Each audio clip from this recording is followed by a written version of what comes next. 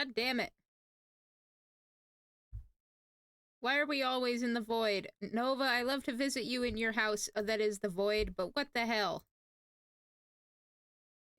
It would help if I wasn't accidentally opening incorrect tabs again. Let me in! There we go.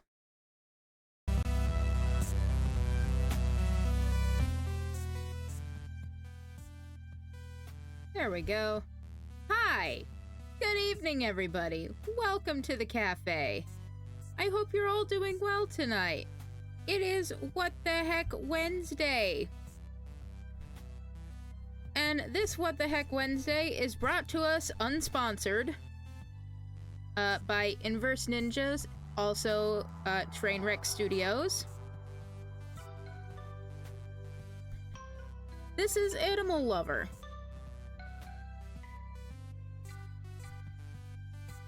IDK, I'm meepy, so maybe that makes it easier to get in. It makes it easier when I am also tabbed out of the game, honestly. So, the long and short of this is that the developers on their Twitter, in response to the Nintendo Indie World Showcase, quote retweeted and said, "If there's not Silksong news, everyone who responds to this and follows me so I can actually DM you the damn thing will get a mystery Steam key of one of my games," which was either Animal Lover, Nowhere Girl, Dream Cutter, or InverseNinjas. I made good last time, and I'll do it again. So I replied and said, worst that could happen is nothing. Well, there was no Silksong news then, even though apparently there will be tomorrow. And yeah, within a few days, I got sent the Steam key for Animal Lover. I don't know anything about this other than what I've read on the Steam description. All I know is it's a visual novel, and apparently it does not contain furries. Hey, the Steam description said it, not me. So rather than just sitting here yapping about it, let's just dive right in. New game. Hello, that's not my name. My name is Barista. That's me. I love animals. Not obsessively, though. I love a lot of things. I just happen to really love the company of animals. Even when they're mean or skittish, I find them relaxing. So, well, veterinarian seemed like the logical choice. I'm decently smart. I like the company of animals. Vet. Easy. I was told life decisions were going to be hard. And I'm sure they are. But the biggest decision of my life so far has been a relatively simple one. So, I'm not too worried. Animal Lover! Big fan of how it's like a pan flag colors. Apparently my alarm clock talks to me. Yo, barista. Sorry to disturb you. Oh no, it's fine. What do you need, alarm? You overslept. What? You overslept. You hit snooze 3 times, and you overslept. No, I didn't. I appreciate it, alarm. But I'd know if I overslept. If you insist. And I do. Wait, what? Oh no. Oh no. Tell me I didn't. Crap! Oh no, he was totally right! Who was right? My alarm clock! My subconscious was trying to wake me up, and I wouldn't listen, so my alarm clock gained the ability to speak in my head. It was politely telling me that I overslept, but I wouldn't listen. Turns out my alarm clock was totally right! Oh, okay then. Did you want anything to eat before I go? What are you making? Just some toast. Take Mom up on some toast. No toast, no time. You're late, just leave. I mean, there's always time for toast. I gotta fulfill the anime trope. I gotta show up running in late with a piece of toast dangling from my mouth. I gotta do the anime. Yeah, toast would be great. All right then. I attend school full-time. That's not what I'm late for, though. I got a summer internship at a local veterinary clinic. I'm only a few weeks from finishing it up. I go back to school in September. I was accepted to a 4-year college. Dr. McMillan wants me at the office early this morning. Getting there early is going to be difficult because of how very late I am. Bye, Mom. I'm out of here. All right, sweetheart. Your father and I will be working late this week, so if you decide to stay out after work, let us know so we don't worry. Will do.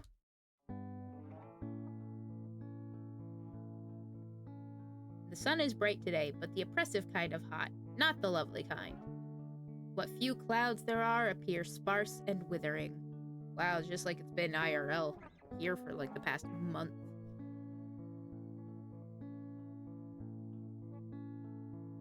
It's like that so oppressively hot and gross. The sky looks like gray instead of blue. You know what I mean?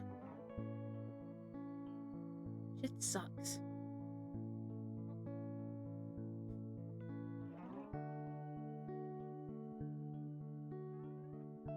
It finally like rained a little bit like a few days ago and it's made it so much better. I'm uselessly praying for rain as I trudge my way down the street toward Dr. M's office. Hello? Dr. McMillan?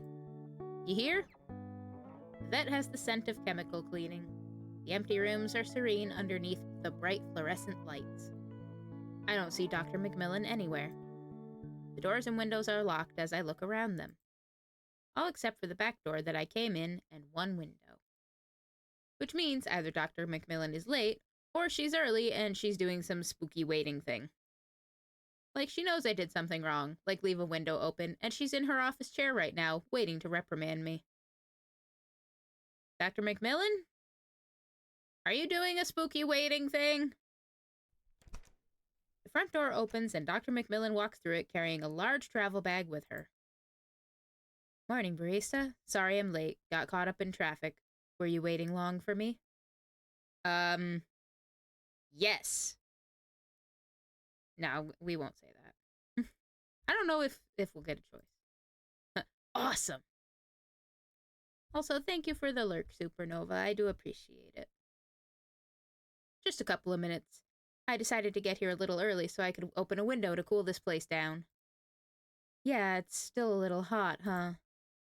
Hot day. Well, thanks for getting here early, barista.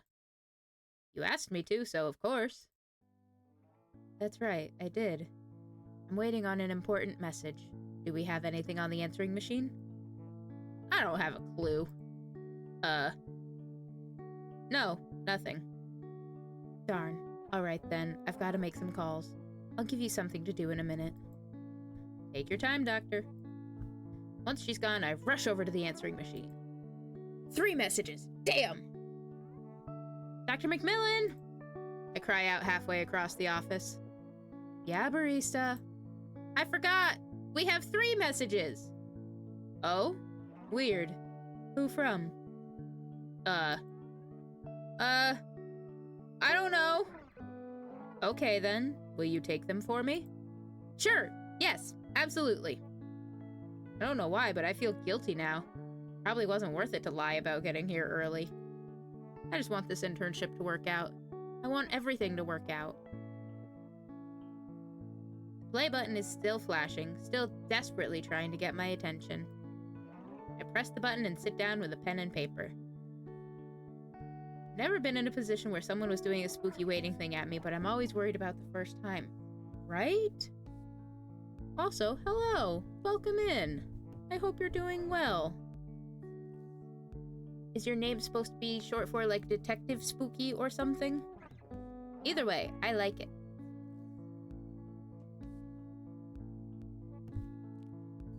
I can't remember if anybody's ever done a spooky waiting thing on me, but now I'm gonna be thinking about it, like, all damn night. I'm usually the one doing the spooky waiting thing. Yes, detective. Yeah! Detective Spooky at the cafe. We're on a coffee break. Well, at any rate, I do appreciate you coming through.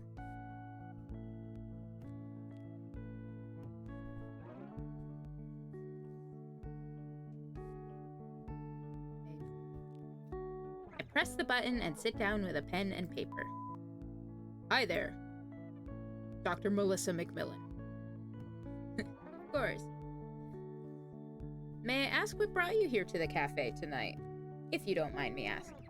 If you do, that's perfectly fine. Just kick back, relax, and hang out. We are conducting a nationwide survey. We were wondering... That's enough of that.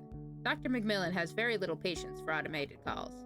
Yeah, I made this. Oh, it's you! Well, welcome in. Thank you very much for this. Listen, I've only been playing it for like not even 10 minutes yet, but I'm already liking it. It's very...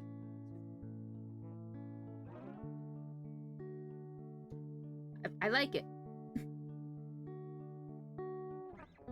I sometimes see her write down the caller IDs of telemarketers and survey callers. Makes me kind of nervous, actually. I press the delete key and place my pen to the paper. Hey Melissa, it's Catherine! I was able to move my schedule around and I can absolutely look after the place for you. It was a close call too, but it all worked out in the end. Sorry I couldn't call earlier, I just got things settled. But I want to talk to you about your hours and scheduling. And I got an extra day off so that we could spend a day together and you could buy me lunch. I don't actually mean that. You've done so much for me, this is the least of my worries. Plus, I've got family down there, so it'll be nice. I guess you're home by now, so I'm sure I'll talk to you tomorrow. And I'm serious about lunch. Let's make that happen. My treat. Unless you want to go Dutch. But you're not treating me. It is my intention to use my presence to pressure you to only say nice things about my 10-year-old game, LOL. I mean, I can't really say nice or bad things about it yet. I mean, I like the art and everything. The music is nice. That's about all I can really say so far. But I have been looking forward to trying it. And I figured this is absolutely the kind of thing that I would just pull from my Steam library and try for a little bit for this What the Heck's Wednesday segment. That's the only reason I didn't try it sooner. So here we are. Artist is here too, she says hi. Hello! Love the art. I really do. If this was your art like 10 years ago, I'm sure it's even better now. With practice and time and all that.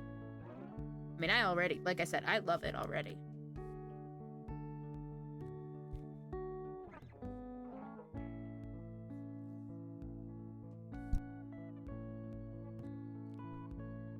Keep going, this is important, or skip it, you get the damn idea.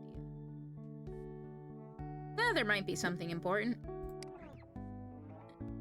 Don says hi, he misses seeing you. He won't be able to make it, but he sends his best. But that means this counts as girl time.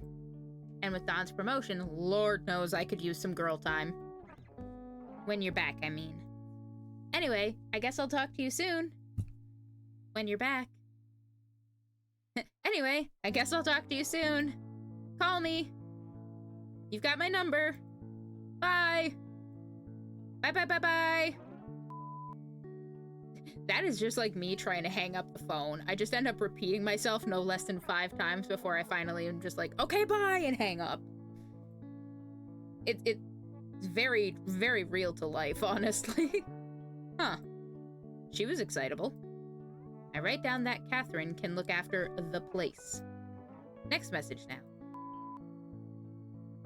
Sorry, it's Catherine again.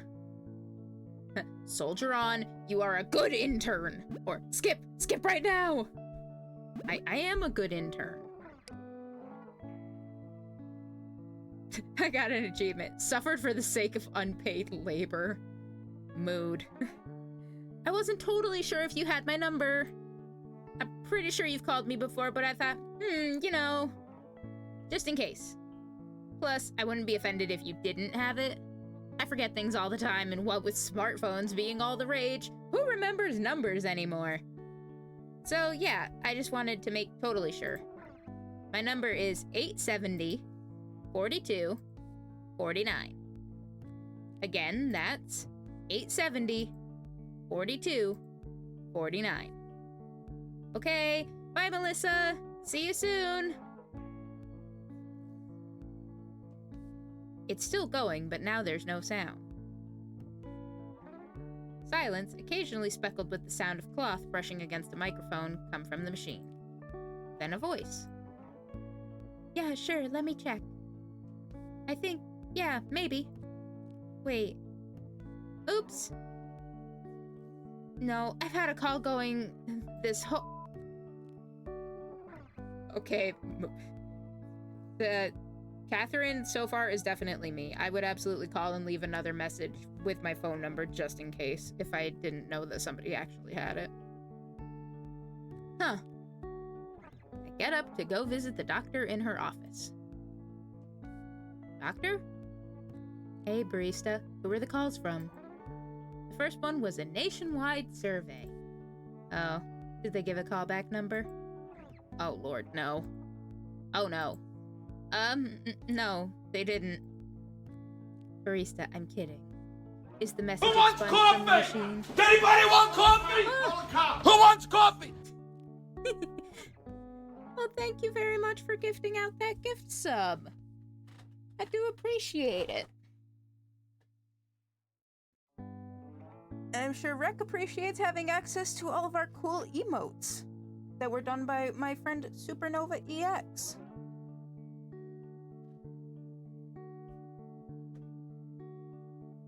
In addition to ad-free viewing, of course. Barista, I'm kidding. Is the message expunged from the machine? Yes. Good. The world is a slightly better place now. Weird sense of humor.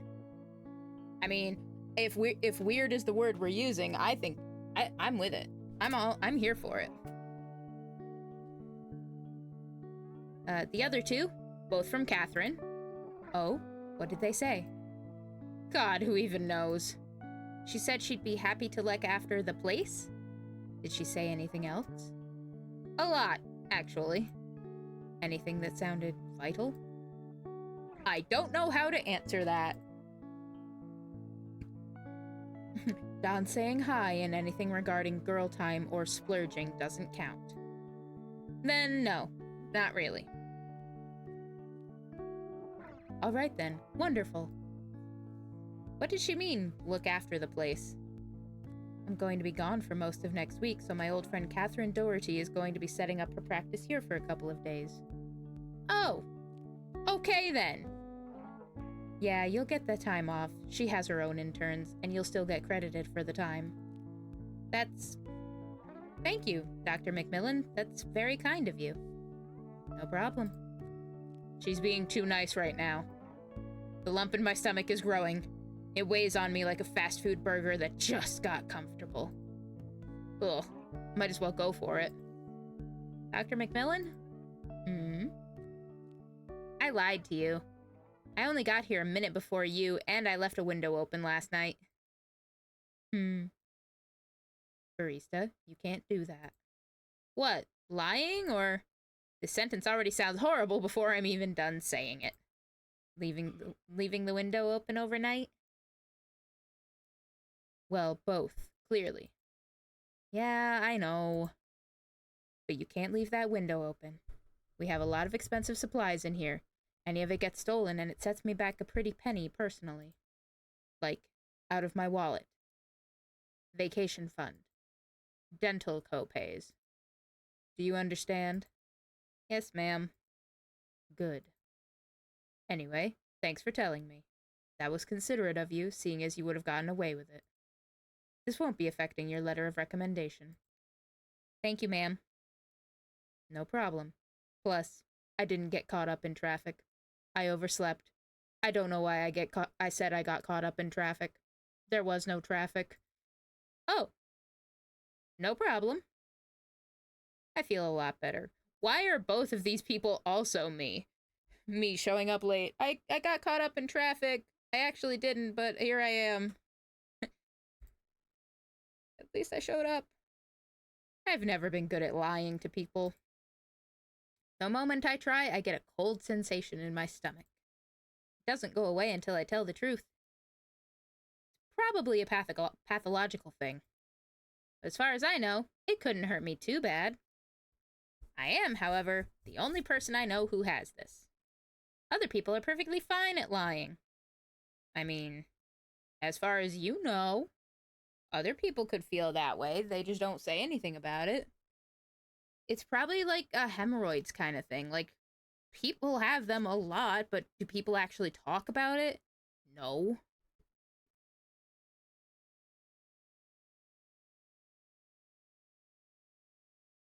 Maybe. I don't know. As far as I know, anyway. Yeah, thank you.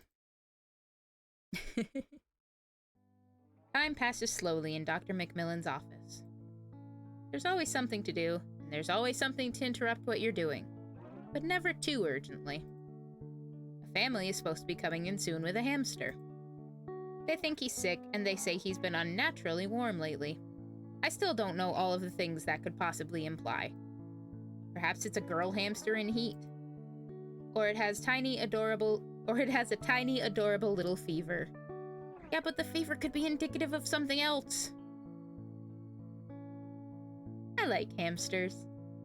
When I was a kid, or at least a younger kid than I am now, I guess, I had a hamster named Barbasol. Like the shaving cream? So named because I thought distinguished gentleman names were funny and it sounded like one. I mean, I guess if you use Barbasol to shave your face and have a fancy mustache or, like, hell of sideburns or mutton chops or some shit. I did not realize at the time that I had gotten the name from my dad's shaving cream. Regardless, I would call him Mr. Barbasol. He would wiggle his little nose and I would kiss it. The way he looked afterward always killed me. In retrospect, he looked as any hamster in any situation would. Startled, with big, bulging black eyes. I miss Mr. Barbasol. He was one of the few animals owned by children younger than 10 that was able to die of old age. He was lucky, I guess. My friend's rat had its neck snapped by the reckless closing of its metal cage. Oh! Oh, that sounds terrible. Oh. Oh. No, thank you. Oh, I hated that, actually. Ugh. Now my neck feels weird. That point in my memory is usually when I stop trying to reminisce and attempt to start finding a more productive use of my time. Yeah, fair. There are always folders to be sorted away, so I pick myself up out of my mind and start fiddling with the schedule to find out which folders to file away and which ones to leave. As I'm opening the P through S cabinet to put away the Schwesky's file, I hear a jingling behind me. In walks an older woman wearing a large pair of sunglasses and a small child in a pink shirt. They are carrying a cage with a blanket over it, where I can only assume the hamster is resting. They begin to approach the reception desk, as I have to resign myself to put away files later. Hi. Hi there. Here to see Dr. McMillan? Yeah. I'll let the doctor know you're in. How's the little guy doing? I don't know.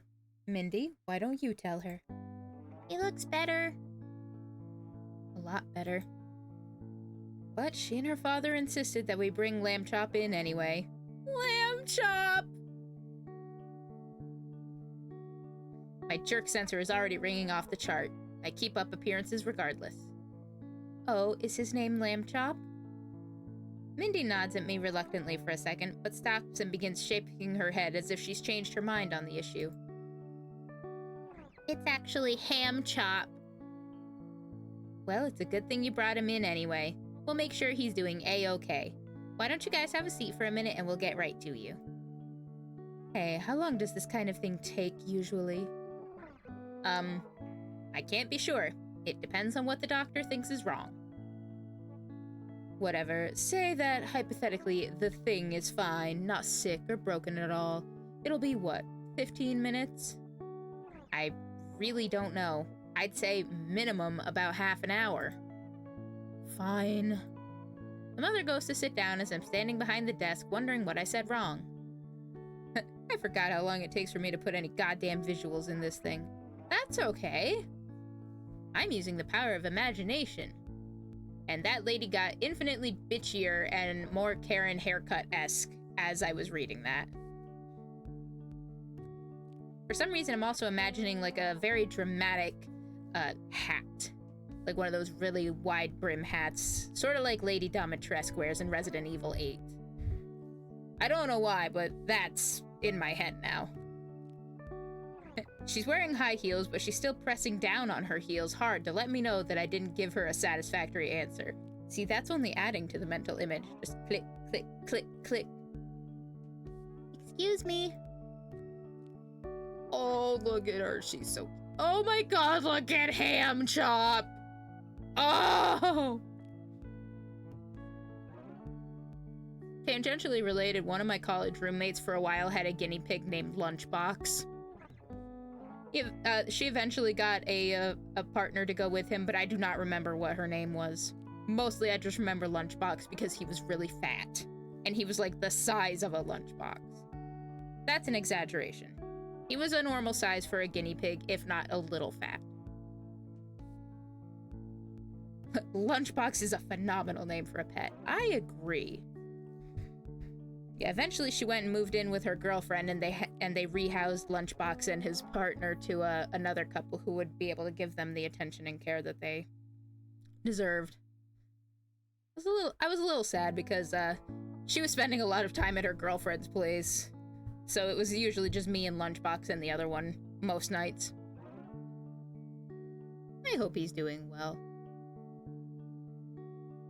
For all I know, he could be dead because I don't know the average lifespan of a guinea pig, and this was at least, like, 8 years ago.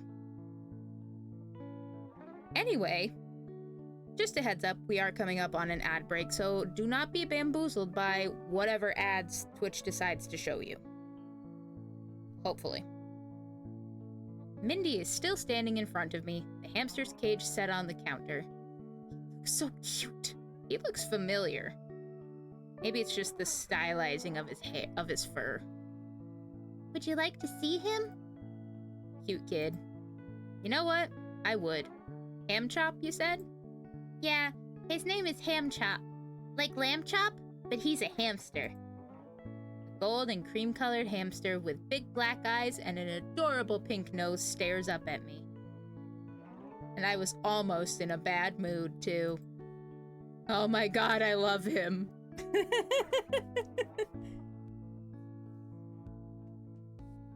Listen, again, we're still early on in this, but like, the reactions and everything are very true to how I'm reacting in real life. So I'm sitting here, oh my god, I love him. And then like 30 seconds later, oh my god, I love him. I love it. Yeah, we picked him up from the pet store. They called him Elvis at the pet store, but I didn't think it was good. A good name. Hey, that's okay. I think Ham Chop is a better name too. Wanna hold him?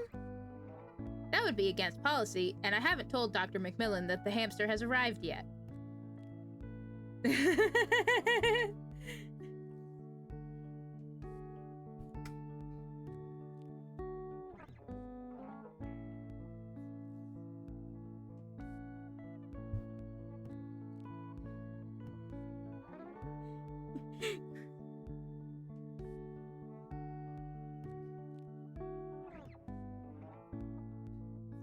I'm just over here. Ad break, criminy, horrid.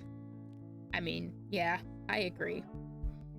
I'm also not in a mood to not take some time to see a hamster at the behest of some bitch who thinks I'm her servant. Can I hold his cage? Yeah, just be careful. Daddy says he's a fragile hamster. He's fragile like glass. I will be extra super duper careful. Okay. I hold the cage up to my face to look at his little eyes head on. He looks just like Mr. Barbasol. His nose is sticking out of the cage, shoving it through as if begging for attention. He doesn't look too sick. I don't think he's too sick anymore. Okay. Well, I'm gonna go get the doctor. Without thinking, I lay a little peck on Ham Chop's face and lower the cage to give back to Mindy. Suddenly, the cage is getting heavier. There's a light coming from somewhere I can't make out. My arm tightens in response to the immediate heaviness. Did someone just drop a bowling ball on my hand? I am attempting to heft the cage back onto the table. No use. The cage drops to the ground. My eyes try to surface above the bright, gleaming light. I see Mindy and the mom lady recoiling from the cage. My grip begins to loosen. I can barely see inside the thing. What I can see is a large lump of flesh. BRB changing my Twitter name to Large Lump of Flesh. It's either taken the hamster or that's the new ham chop. I'm startled and frightened, and it's shockingly quiet. No din or explosion, just a bright, blinding light and the stunned silence of 3 horrified women. The lump grows inside the cage, beginning to strain at its edges. I am trying to lift the cage back onto the table for only a second longer. After that, I guess I realize that it's a lost cause. I recoil from the cage and pull back from whatever's inside of it. It's growing arms. It's growing legs. It's growing inside of the cage. A small piece of metal wire has broken. What, did I just, like, fucking... Princess and the Frog, except it's Princess and the Ham Chop? The skin of the thing inside the cage is bleeding against the taut metal. Ugh. Finally, in one instant, the cage has broken. The lump of flesh lifts itself upward, standing taller than the world around it. It has a human form. Light still gleams off of its hair and its fingernails. Finally, the light calms and what's left is, oh god, I hope there isn't a naked man in front of me. Oh god, there's a naked man in front of me. A man. She doesn't know. You're right. I don't know. Well, I mean, I kind of picked up. I did in fact read the Steam store description. So, yes. I knew, but I didn't know. A beautiful man standing buck naked in the middle of the veterinary clinic. I love the sensor that's just my face. Just agog. Just, He has luminescent orange hair. His gaze is turned toward me. His eyes are a striking blue and his shoulders are pulled upright and tall. He seems serene. Not frightened like us. Not even shocked. He is calmer than every bit of the world I can pull together right now. The mother and child behind him are rushing themselves out the door. Are they calling the police? The government? Suddenly, it's him. It is he and I. Us. Hi. Hi. Hi there. Hi. Hi. I'm struggling to say anything. Yes? That was not hi. That was only half of it. That was I. I is not hi.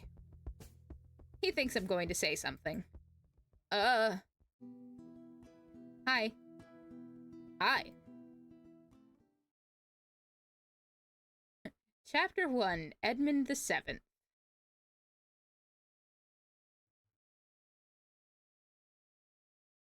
He's gorgeous. He's also bleeding. Can we get him, like, a band-aid or something? Can we help him?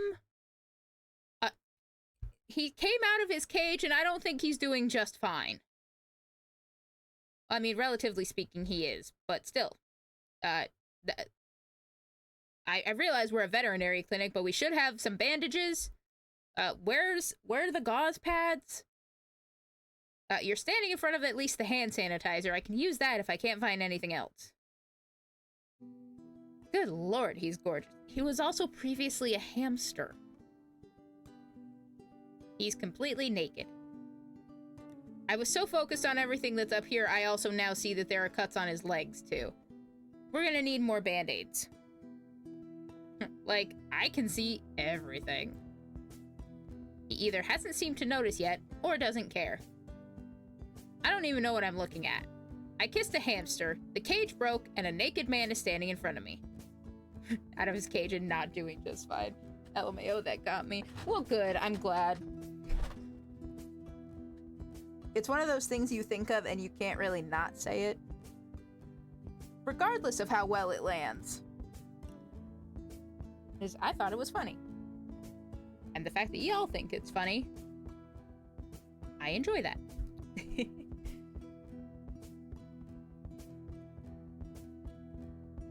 Naked as the day he was born. I love that achievement name. My name is Edmund the Seventh. Thank you for setting me free. I look up for a second. What do you mean? Was I looking down? Okay, apparently I was. Oh, geez, he's caught me staring at his crotch. I'm blushing red as a wildfire.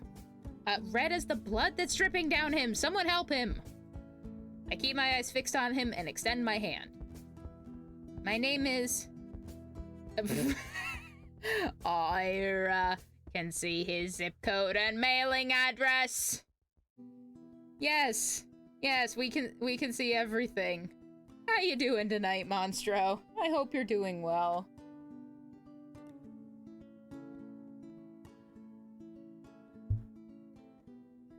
My name is Barista.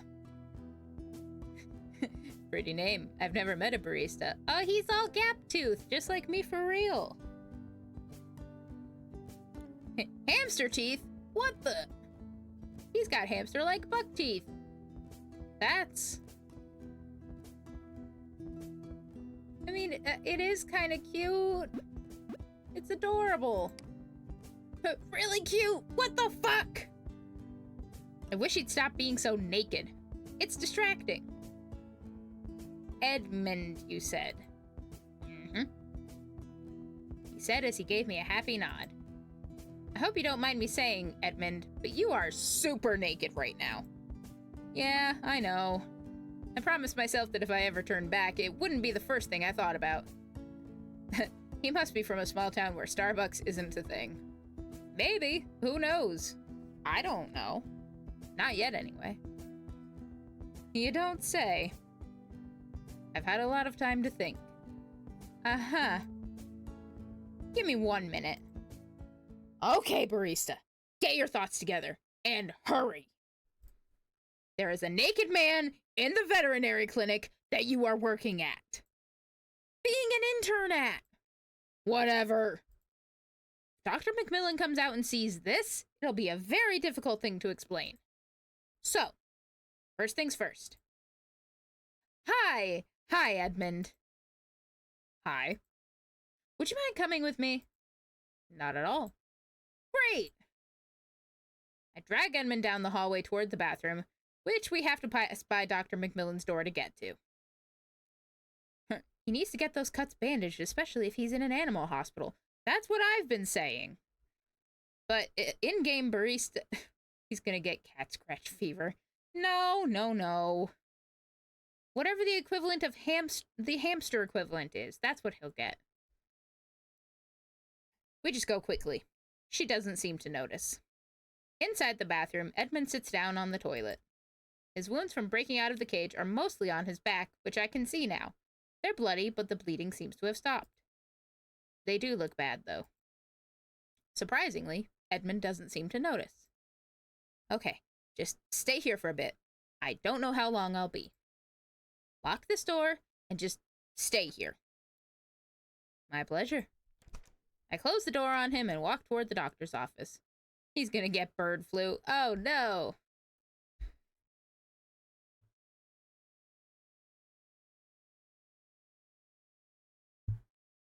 I mean, I would hope not. As far as we can tell, there haven't been any other animals in here, and everything's perfectly clean and sanitary. Listen, just because he flew the coop to get out of his cage doesn't mean that he's gonna get bird flu. I hope. I have to think of a very quick lie. Doctor? I say outside of her office. She's on the phone. She's on the phone with someone. I walk inside. Yes, absolutely. Not yet, but I've got a lot on my plate. I'll take some me time when I go up north. Doctor? Yes, barista? The family with the hamster called and canceled. Really? I didn't hear the phone go off. Other line. Oh, right. I'm on the phone. My bad. All right, then. Hey, wait. Hmm? Something's come up. If I call Annie and she can fill in today, is it alright if I go home? Is everything okay? This is a pivotal moment. If I say everything's fine, then I doom myself to looking like I'm just trying to skip out on work. If I tell her this is serious, she will absolutely want to know what's happening. I'll just have to be as straight up as I can. I don't know. What's going on? I can't really tell you right now. A hint? No. Barista, you're scaring me. If it turns out to be nothing, I'll be back later today. I absolutely promise you. Well, you sound serious. I'm not supposed to reply to that. I was about to, though. Okay, I'll call Annie. Get out of here. You owe me one. Thank you, Dr. McMillan. Of course. Sorry, Kathy. No, it's my intern. Apparently an emergency. She's still talking as I leave her office. Dr. McMillan is still unaware that there's a tall, statuesque, naked man in her bathroom. Lymphocytic choriomeningitis virus is what's communicable to humans. I hope I said that right. Admittedly, I did not look at it for very long. But yes, that. That cold stomach feeling is back. Should I tell her?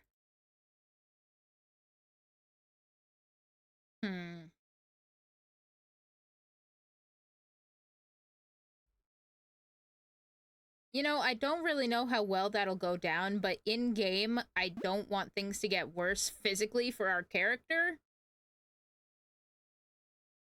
Nah, fuck it, we ball. Doctor, a tall, statuesque man is sitting inside your bathroom naked and is, as far as I know, single. Pardon? There is a very tall, handsome, naked, and possibly available man taking refuge inside your bathroom. Good.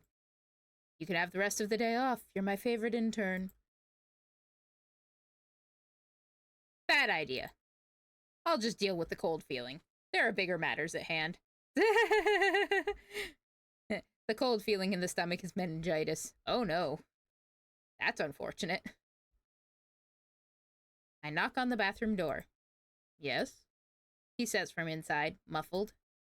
I need you to follow me. Be quick about it. He's still naked. Do we not? Oh, well, I guess we don't have patient gowns. This is a veterinary clinic. A blanket of some kind? All right, then. Cool. He's not opening the door. Oh, sorry. Still locked. I thought I had opened it. My bad. The door opens now. His wounds still look ghastly, and he is still every bit as naked as before. Oh my god, does that hurt? Does what hurt? Good, that gives us some time. Okay, how smart are you? Come again? Do you know what a car is? Yes, I was just in one before coming here. Okay. Okay. Cool. Dr. McMillan keeps spare scrubs around here somewhere. I don't know scrubs. They're what I'm wearing. Aha. Will they fit? God, I hope so. Great. Should I continue standing out here? No. No, I guess not. I'll get back inside the room. The bathroom. Okay, then.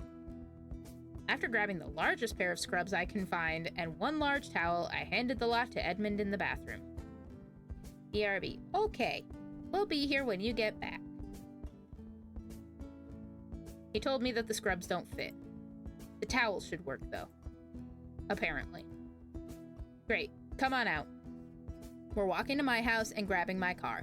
Then we're getting you clothes. You don't really need to be doing all of this. It's fine, really. Let's just get you to a place of normalcy before I start asking you questions.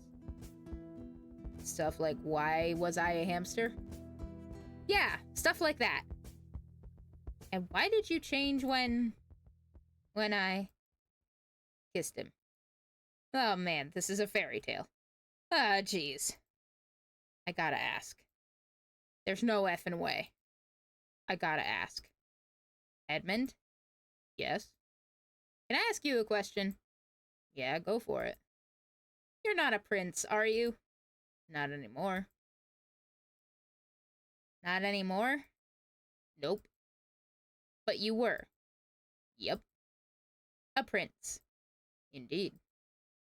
That got turned into a hamster. You're kidding. Nope. God, he's taking forever with that towel. And I kissed you. And you turned back into a prince. I'm not a prince anymore. For all intents and purposes, you're a prince. Nope. I have no claim to anything anymore except for a tiny metal cage, and I broke that. I hope Mindy's not angry. But I am absolutely not a prince. Shut the hell up, you're a prince. You're a prince because you're a prince, and then you're an animal, and now you're a prince again.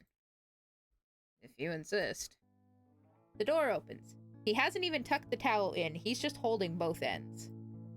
He probably tried tucking it and couldn't. Edmund, you even look like a prince. But I'm not one. We can continue this discussion later. Alright then. Let's go get my car. We begin walking out of the office and start trudging through the oppressive sun to get to my place. The journey is always longer coming back than it is walking there. We're forced to walk uphill rather than downhill to get my car. As we walk, sweat drips from my forehead and gets in my eyes. It's nice and cool out here. I don't miss sweating under all that fur. I'm going to need to address this right away. I can't allow this to start. Ban casual hamster references permanently. Let it slide this once. I mean... It's his lived experience, who am I to tell him not to talk about it? I'll let that one slide. Come again? The casual reference to being a hamster. You can't just toss that out there, for God's sake. This is weird. And I want to vomit from the stress. Apologize. Please don't. I said I'm letting it slide. Just promise you'll try not to do that. Alrighty then. I promise. My bad. We're almost there. Just a couple more minutes. We're finally somewhere safe, in the side yard of my house. Edmund is still a man who was less than 30 minutes ago a hamster. He's also visibly upset. I'm listening to Edmund regulate his breathing. He let out one sigh the moment we stepped in here, and he hasn't let out another one since. He should be way angrier at me than he is for my weird outburst. Then again, he is a prince. Maybe they just handle themselves a little better than, not princes. Peasant folk? Edmund, you said? Yes, miss. He's gonna have to cut that miss shit out pretty soon. I'm having trouble talking to him as a normal person. If I start thinking of him as a prince, I'm going to freeze up again for another good 5 hours. Please don't call me that. I apologize. Barista, then. And please don't apologize. You haven't... I make the mistake of looking him in the eyes. He is still gorgeous. Thankfully, a little less naked. I was expecting Edmund to be looking at me with big, sad puppy dog eyes. No! Hamster! But his eyes are closer to curious than sad. He's not taking his eyes off of mine. I can't tell if he's studying my face or if he's simply listening, but I feel flattered and caught off my guard regardless. You haven't done anything wrong. I was worried I had offended you somehow. No, you haven't. It's just... This is weird, right? I'm not wrong for thinking this is weird. It is weird. I haven't been treating it that way, but I can only imagine the shock of... I'm going to let him finish his thought. I want to see how he phrases it. Watching a naked man rise from the body of what was once a hamster. It feels like it's a little more than that. I understand what you mean. I didn't actually think that would happen. This felt like a day like any other. I was going about my business as usual. I had just woken up, eaten a few pellets, went to the... He catches my gaze for a moment. Right, well, hamster business. Wood shavings and everything. Wood shavings and everything. I see a young woman pick me up. She kisses me on the nose. And my body returns to me. I'm a little surprised myself. So this is weird for both of us. I don't know if I'd say weird. Weird is a strong word, isn't it? We're not close. We're sitting a good few feet apart. But I'm not talking to a prince for a moment. He begins to fidget with his hair. His eyes are a striking blue that attract light and gleam like a brightly lit Christmas tree. Wait. Oh my god, Edmund, you're bleeding! Damn it, in-game barista, I've been saying this for at least 10 minutes! The wounds on his body have begun to leak blood, looking a little more urgent than it had before. I am. Ah! Are you okay? Bursting out of the cage. Bursting out of that cage hurt a lot, actually, but I'm fine. I thought you said it didn't hurt. What? When did I say that? I don't recall. Ah! Do you need a bandage? Girl! I was saying this the moment he came out of his cage and was not doing just fine.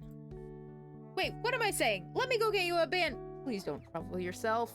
Honestly, all I'd like is a towel to clean my wounds up a little and find a way to procure some clothes. If I go inside, I'm going to arouse suspicion from my mom.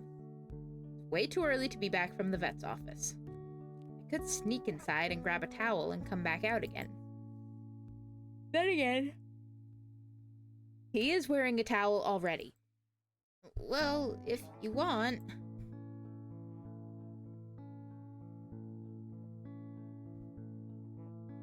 I could sneak inside and grab a towel, or you could use the towel you're wearing. Well, if he just uses the one he's wearing, that'll look even weirder. Because then, if he's still wearing it, he'll just be wearing a blood-covered towel. Like, be fucking for serious. I can run inside to grab you a towel to wipe yourself off with.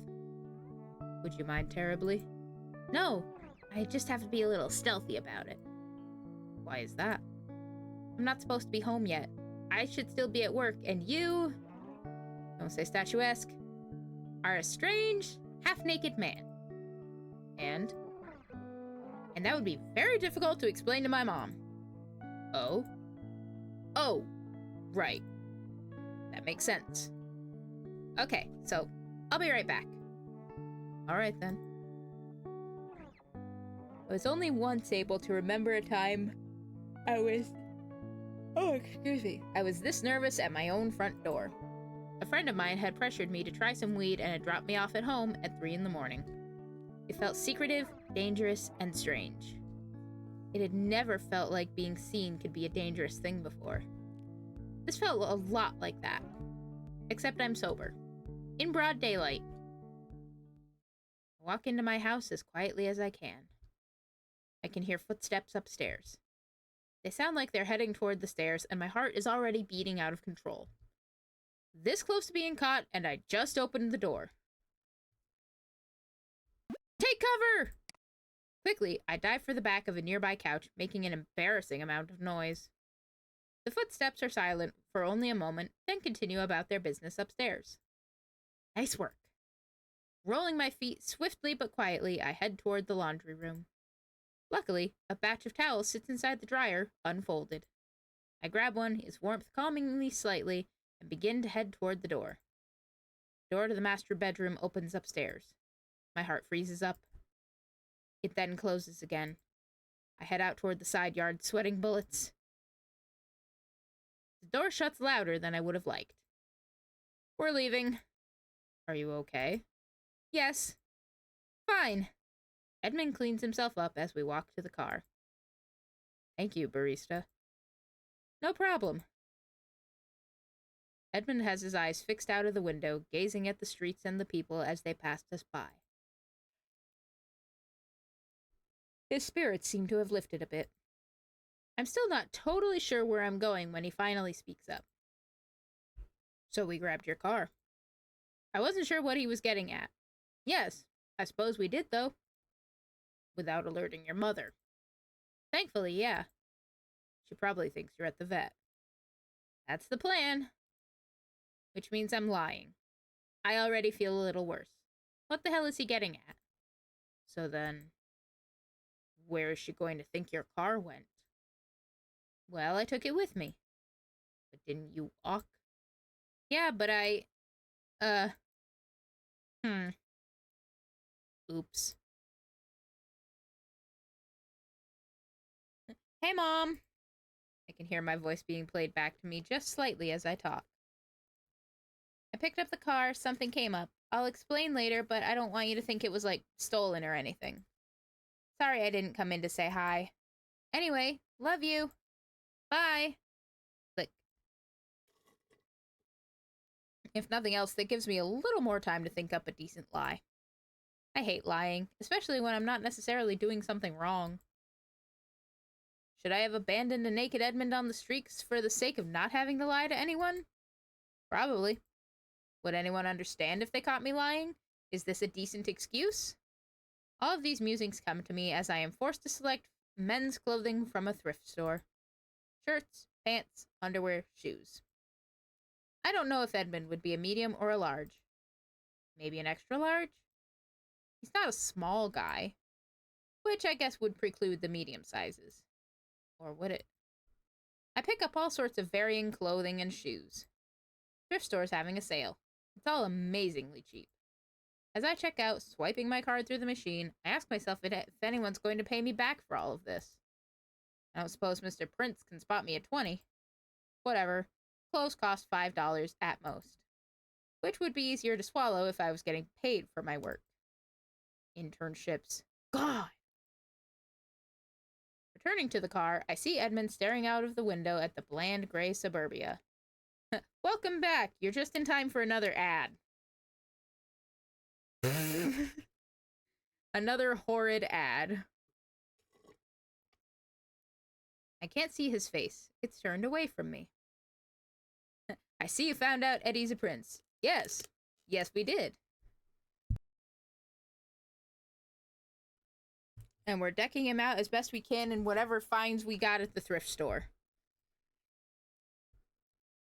If I was sitting where he was, I'd be looking out at the boring, hot mess of colorless concrete with annoyance. Who knows, though? Maybe he's doing the time traveler thing where every bit of modern life fascinates him. Or something. He seems fine. Hey, Edmund. Got you some clothes. I think these should fit fine. Nothing fancy, mostly just one-size-fits-all stuff. That's very kind of you, barista. Thank you so much. It's no problem. So, we need to talk this thing out. Thing? Nothing specific, just all of this. What's going on? I think we should grab a bite to eat and sit down to talk somewhere. Sounds good. Have you ever had coffee, Edmund? It's been a while. Would you like some? Certainly. Would it be alright if I also got water? Oh, of course. We are still talking like people. I haven't caught him speaking like a royal or turning his nose up at anything. His poise is remarkable, actually. He grips his seat a little as I start up the car. I take him to a chain coffee shop. I'd take him to a neat underground coffee shop, if I knew any. Oh well, he won't know the difference. Oh, that's a cute little outfit. Look at him, he's so cute. So, I ordered him a black coffee and I put cream and sugar in it, imagining that he would not like coffee's bitter taste at first. I personally got an overly sugary frappuccino. We got our drinks, sat down, and I'm ready to listen.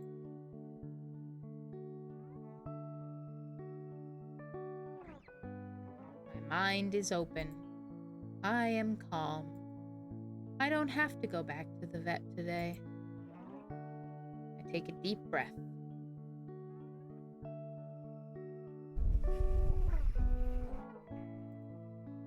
Begin. What? Begin. How did this begin? What caused you to become a hamster? And how did it turn out that I could kiss you and turn you back into a human? I have no idea. What? I don't know. Oh. I thought you'd know. Yeah, I really don't have a clue. It's all a blur. You're serious. Completely. I'd really like to know. I don't, though. I think maybe it was a wizard? God. Ugh. God damn it. A wizard, huh? I don't know. It feels like it would be a spell or something. I remember my 25th birthday. I remember a lot of people passing around alcohol. I remember large castle halls and big promises. One day, out of nowhere, though, I just kind of realized that I'm a hamster. Like, I was probably a hamster for maybe a few years before I realized that I was one. Could have been a decade. I don't know. Then I had a bit of a crisis. A panic. For the first 100, it had to be at least 100 years. For the first 100 or so years, I was a wild hamster, resurrecting as a wild animal over and over again. I would die over and over. Sometimes it would be a hawk, other times it was a badger or something. Sometimes it would be disease. Sometimes I'd just die. But for like no reason. Then, one day, I was a domesticated hamster. I was placed in a cage, and then placed in another cage. A little girl looked after me. I was taken care of. And then I died of old age. For a moment, Edmund is silent. This is a lot for me to take in, too. Sorry, I'm rambling. I promised I wouldn't do this, but hamsters can't talk. They can't talk to anyone. Not even to each other. Promised you wouldn't do what again? Casually referred to my previous hamster life. I did make him promise that, didn't I?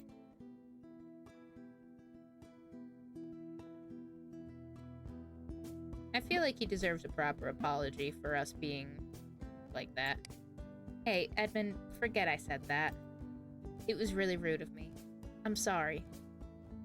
I understand. Really, I do.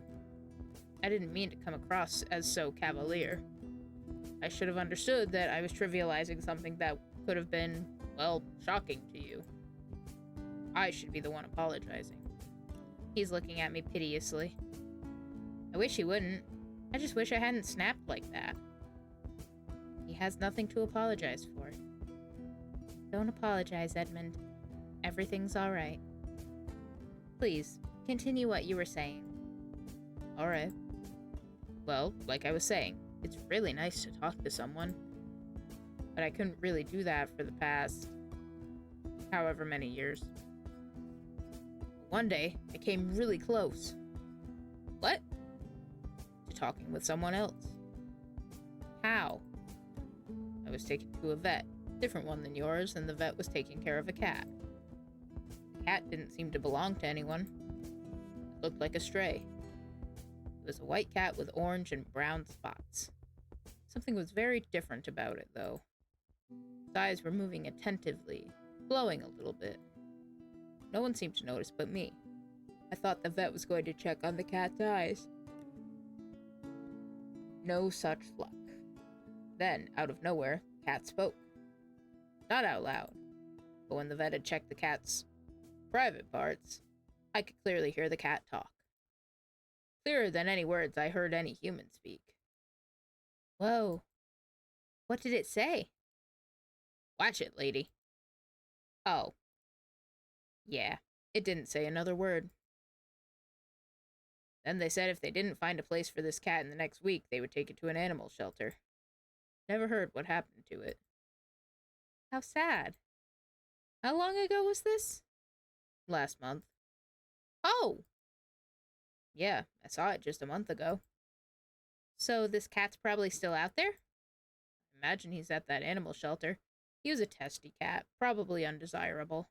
Oh, he? It had a man's voice. Oh, okay then. Actually, that wasn't the only reason, but that's the easiest to explain. I just kinda knew it was a man. Weird. So, yeah, I can't imagine anyone actually picked him up. I'm silent for a bit, trying to get a handle on my next words. What, are we gonna go and find this cat and kiss him too?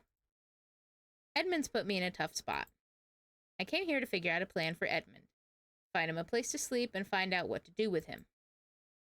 Then he starts up on a story of another animal man. Another soul trapped inside of an animal's body. After this coffee break, I would be at least halfway through my responsibilities as... caretaker? Pet sitter, maybe?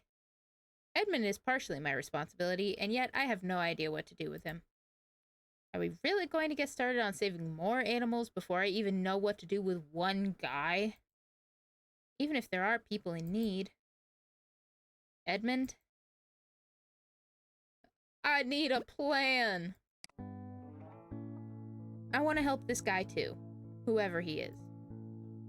No, wait. Hold on, I don't want to sound like I'm asking you to find the cat, find the cat, find the cat. I'm gonna, I want to. I am. I guess I am asking for your help. And I want to help, Edmund. If this guy's trapped like you were, I want to see him freed too. Edmund is silent. He wanted to say something, but he closed his mouth to let me continue speaking.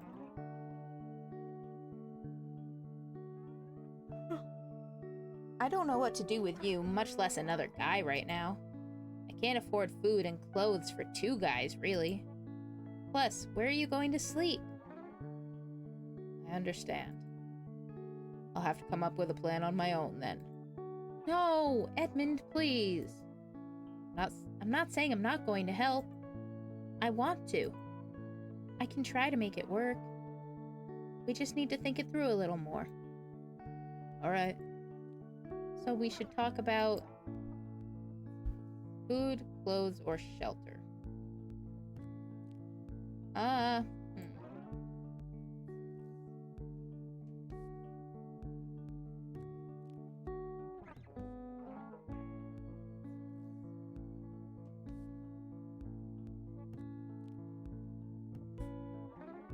I mean, especially if we're gonna find another guy and take care of him, I feel like we should find a place for them all to stay. Because I seriously doubt my mom would appreciate me bringing not one but two strange guys home when I'm supposed to just be having a normal day of internship at the vet.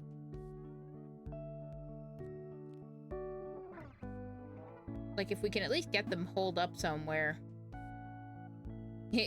Typo, ew. Don't worry about it, it's fine.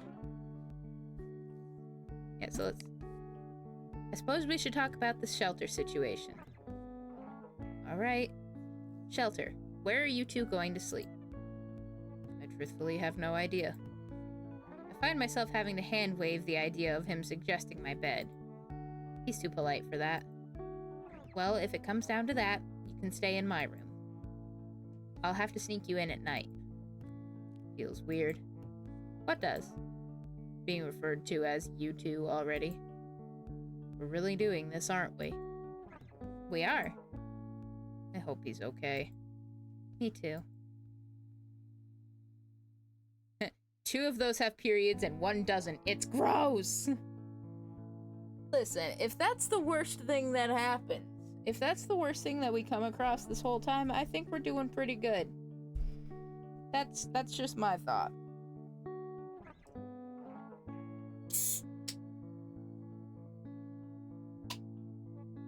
I seriously doubt the absence of one period is going to ruin the entire experience for me.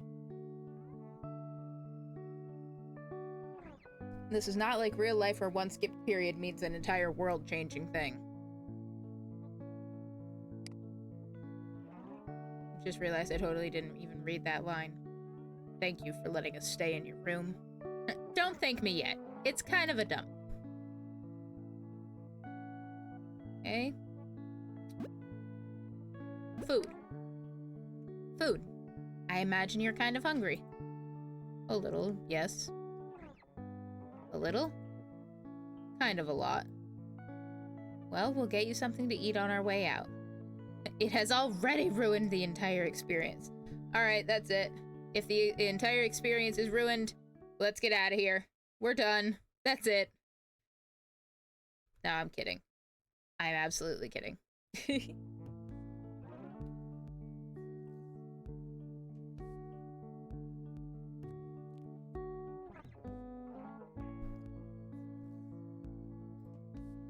I have a couple $100 in my account right now. As long as you're okay with cup ramen for a while. And by you, of course, I mean both of you. What is cup ramen? Huh? Oh, it's a very cheap kind of food. It's not horrible. Even if it is, I'd be alright with that. As long as it's food.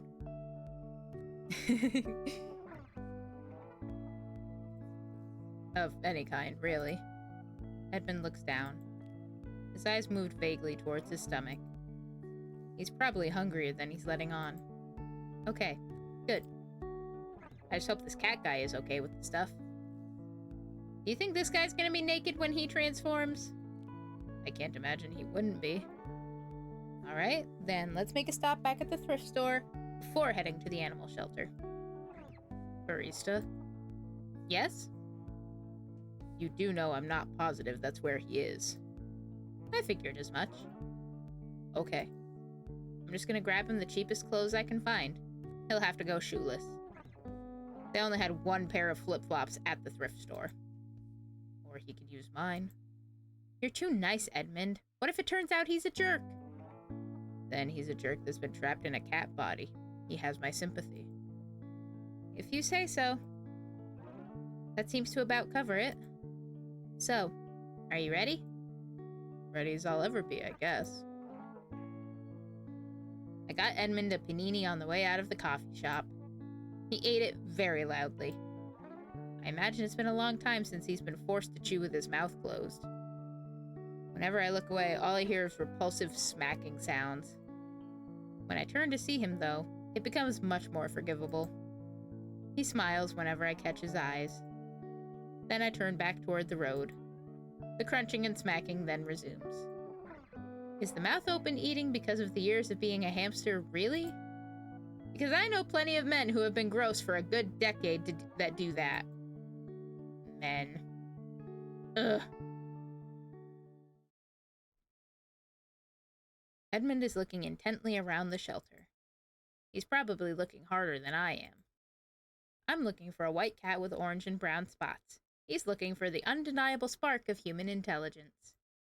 I'm not sure if I've ever seen the undeniable spark of human intelligence. Then again, if it's undeniable, wouldn't I have noticed it by now? Whatever. Edmund grabs my hand occasionally when he pulls me toward the next section of the shelter. I take extra good care not to noticeably caress his hand when he does this. I just let him pull me to the next set of cages. He's becoming disheartened as he's looking. Edmund, there are other shelters in town. I know there's at least one more. Well, that's good. That doesn't take away from the fact that he's losing a bit of hope. Is this him? I say, pointing to a black cat with a single orange spot. He examines it closely. Absolutely not. How do you know? This cat is black and only has just the one spot. Plus, he's just a cat. Again, how do you know? His eyes are, well, not unintelligent, just they're cat eyes. Okay, then. I take a deep sigh and continue following Edmund. I think he heard me sigh. He grips my hand tighter. It makes me feel a little better. If I'm not mistaken, there's a small amount of blush in his face. That is, until... Oh my god! There he is. Oh, look at him! Oh, he's so fluffy! Oh! Someone get the cat brush. Just an ordinary brown and orange cat. There is nothing ordinary about him. I love him. He's looking up at us attentively. I don't see any glowing, but I see one thing that's peculiar. I have his attention. I've never had a cat's attention before. This one's awake, looking at me, waiting for a reply. Is it's listening?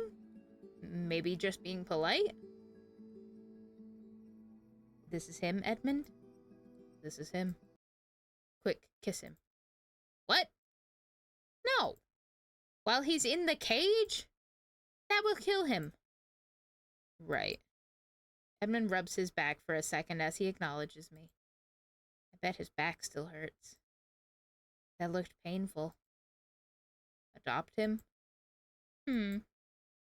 Yeah, I guess that's the only way this is happening. I lean down toward the cat's nose. He has bright green eyes. His eyes follow mine. Hey, little guy. For some reason, I await a reply. You know if he can talk? That may have been just when I was an animal. Okay, then. I pet the top of the cat's head for a split second. The cat tucks its neck in to avoid my fingers. The sign on the cat's cage door says his name is Apollo. So we adopted Apollo. He's not doing too well in there. The cage is rattling around as Edmund carries Apollo in his little cat cab. The cat does not sound happy. I'm sure he'll be fine. We're almost home.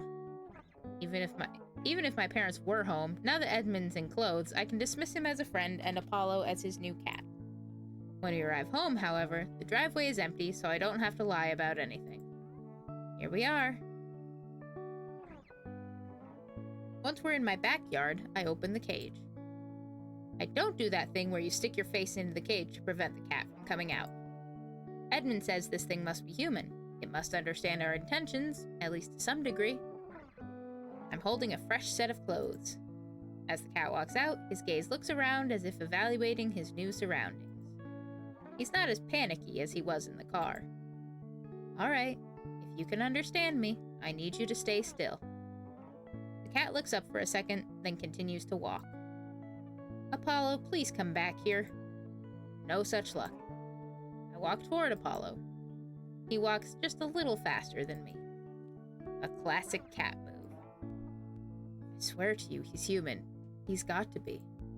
Says Edmund, not realizing that if this cat is human, he's acting like a complete asshole. I finally walk Apollo into a corner underneath a table. I kneel down and hold him still. The cat is fidgeting hard, trying to get loose. I kiss his ear while I have the chance. His eyes grow wide. His body begins to mutate. What was once a cat is now a lump of flesh. Not restrained like the flesh I had seen before. If anything, he's just gonna hit his head on the table. As this cat began to grow arms, began to grow legs, they started to splay out. It was as if this large body had been trapped inside of a tiny cat prison all along. His limbs splayed out, seeking to stretch until they ripped right off.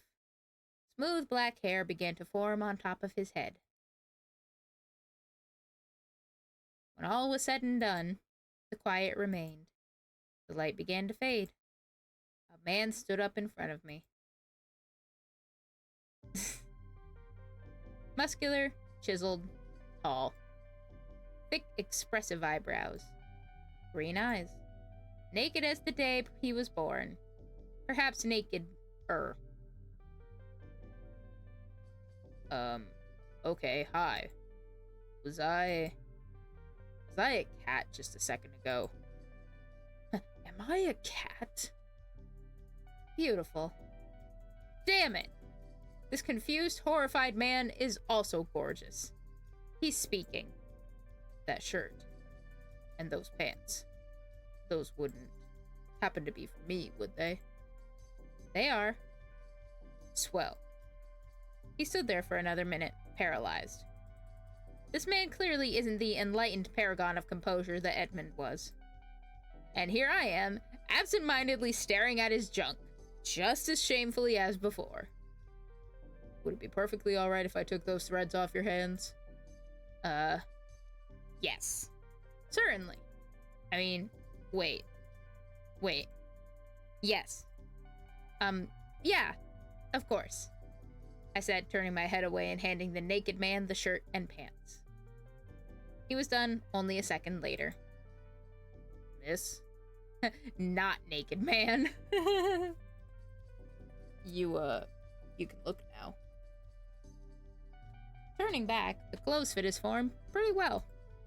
His form is still clearly visible underneath his outfit. May I ask what just happened?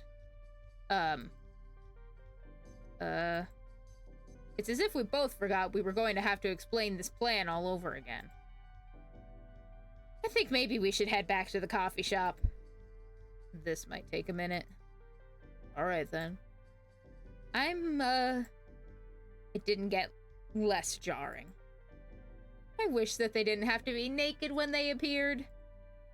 Kind of. I'm barista. My name's Edmund. Well, you too. I guess it's a pleasure to meet you. My name is Frank Tomlinson. But you can call me Frankie. Or Frank. Whatever floats your boat. You know what floats my boat? Water. Chapter 2. Frankie Tomlinson.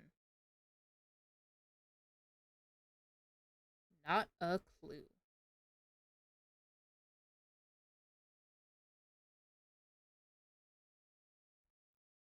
Why you were transformed? Not a clue. Not even a little?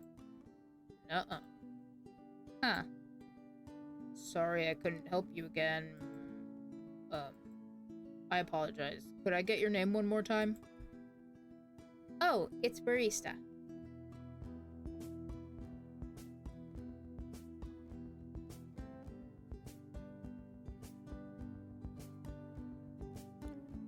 OBS? Hello?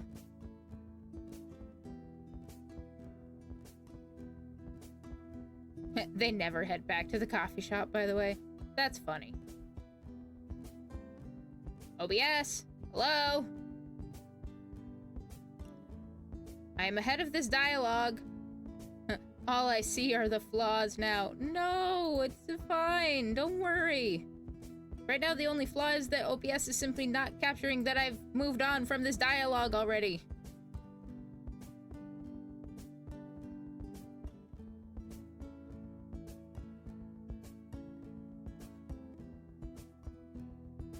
Alright, hang on.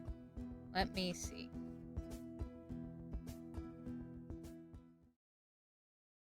Have we tried turning it off and turning it back on again? Aha! Yeah, OBS is taking its sweet freaking time. Yeah, it was.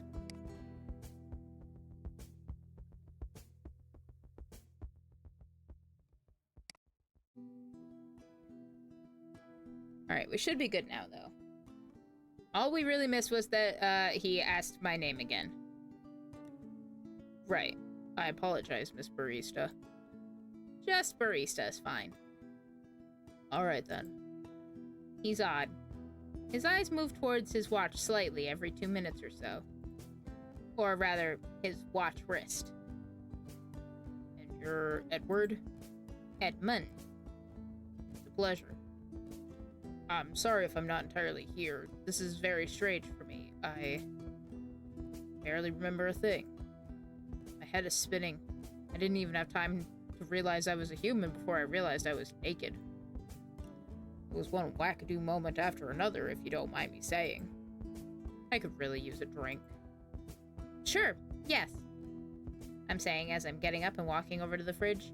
Getting a guest a drink feels more like a more welcome, comfortable task than trying to weasel answers out of an amnesiac from... Wait, he's not a prince too, is he?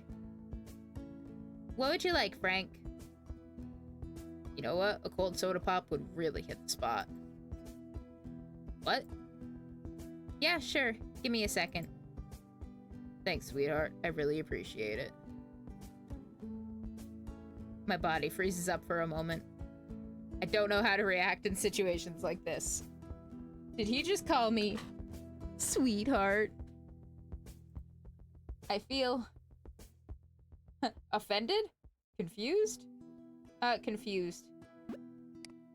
Confused? No one's ever called me that before, much less a stranger. I'm not offended. I'm just caught off guard. And what was with wackadoo anyway? Being the closest thing I have to a confidant, I look over to Edmund to see if he heard that too. Edmund is raising his eyebrow at me. He seems as bewildered as I am.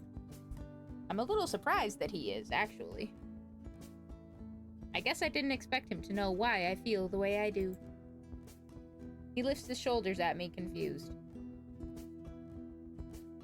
He whispers to me just loud enough for me to hear. What is soda pop? Oh. Well, never mind then. I guess I'm alone in this feeling. I pour him a glass of soda and place it down in front of him. Thanks, I'm parched. He chugs it down like he's going to take it all in one big gulp, but he stops himself halfway through, looking at me. I find myself feeling a little better after seeing his face. I still feel strange, but I don't think that was his intention. I feel the way one does when dealing with an old person. I appreciate the fact that you think I'm the cat's pajamas granddad, or I would if I knew what that even means. Frank is silent for just a moment. Are you alright? Is everything okay, barista? You seem irked. Everything's fine. Yeah, everything's totally fine. I was somewhere else for a second. Who's this? He gives me a strange, perturbed look, pursing his lips and looking down. Taking another sip of his soda, he closes his eyes for a second, frowning, then opens his eyes again to stare at me. So, you were saying? Oh, yes. Are you sure there's nothing else you can remember? Not really. I know that I must have been a cat for some time. Like, how long? At least 30 years. Somehow my obsession with anachronistic dialogue makes into everything I work on. I mean, I'm here for it.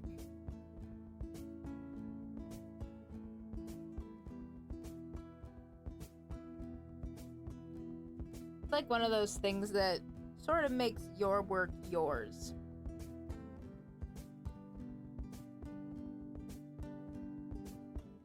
Like it's your own little signature kind of thing.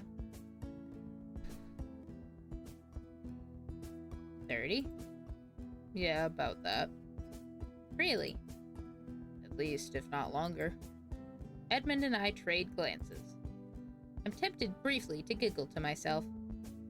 That feels like no time at all. 30 years. But I haven't even been alive that long. I have... barely. Edmund has lived lifetimes longer than Frank. It'd be tough to tell him what's happened. Enough about me, though. May I ask who you people are? No, wait. Frankie, what is the last year you remember being a human? Oh, 1958. My eyebrows raise. That's a lot longer than 30 years. Why? What year is it? Well, it's 2017. Frankie's eyebrows raise slightly. His head shakes a little bit, as if he's trying to snap himself out of a nasty dream. 2017? Yes. Boy, that's something. Frankie straightens himself out, holding his forehead. He looks up around him. His eyes rest for a moment on the microwave and the refrigerator. 2017. That's something. That's really something. May I use your restroom? Yeah, sure. Across the hall, take a left.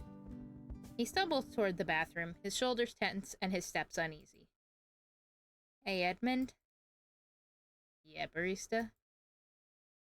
Why weren't you that shocked by what year it is? I had a lot of time to think, I guess. I told myself that I might be a hamster forever. considered it possible that I may see the end of the world. I lost hope after about 100 years. Realized that if this continued, I could wake up any year. Could have been 3017. Could have been year 10,017.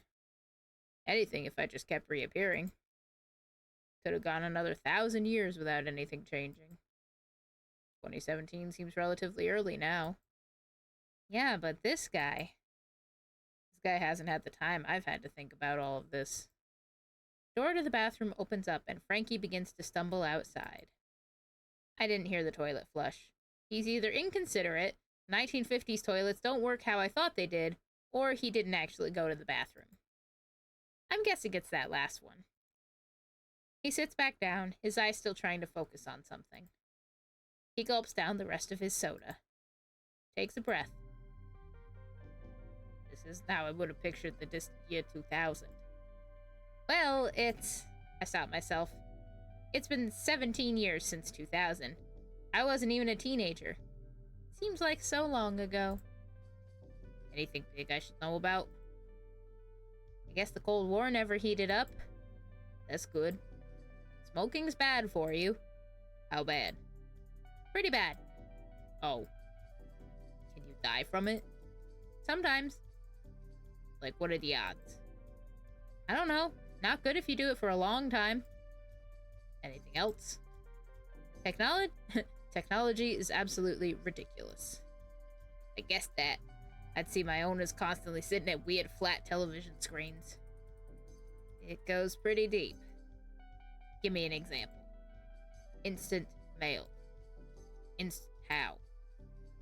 Instant? Wow. Is it pipes? What? Like, do pipes teleport the letters between people? It's not real mail, it's information. You type on the television screen and it shows up on your friend's television screens. Oh. Wow. Maybe I should stop. This doesn't seem to be helping him. He's still playing with his hair. Maybe it's a nervous habit. This is a weird moment. He's having way more trouble with this than Edmund did. How did you find me in that pussycat? Could you not say it like that? Regardless, how? I did. I was just like you. I was trapped as a hamster for even longer than you were. For whatever reason, I could just tell that was you. Wait, hold on, pal. Did you say hamster? Yeah. I saw you at a vet once. You were weird looking. You coughed and it was your voice. I've seen you. Yeah. Barista here kissed me by chance and changed me back. No kidding. Yeah. Well, Miss Barista, I can't thank you enough for all you've done for me. It's nothing. How many others like me are there?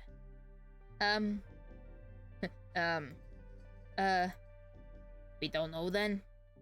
I guess. No.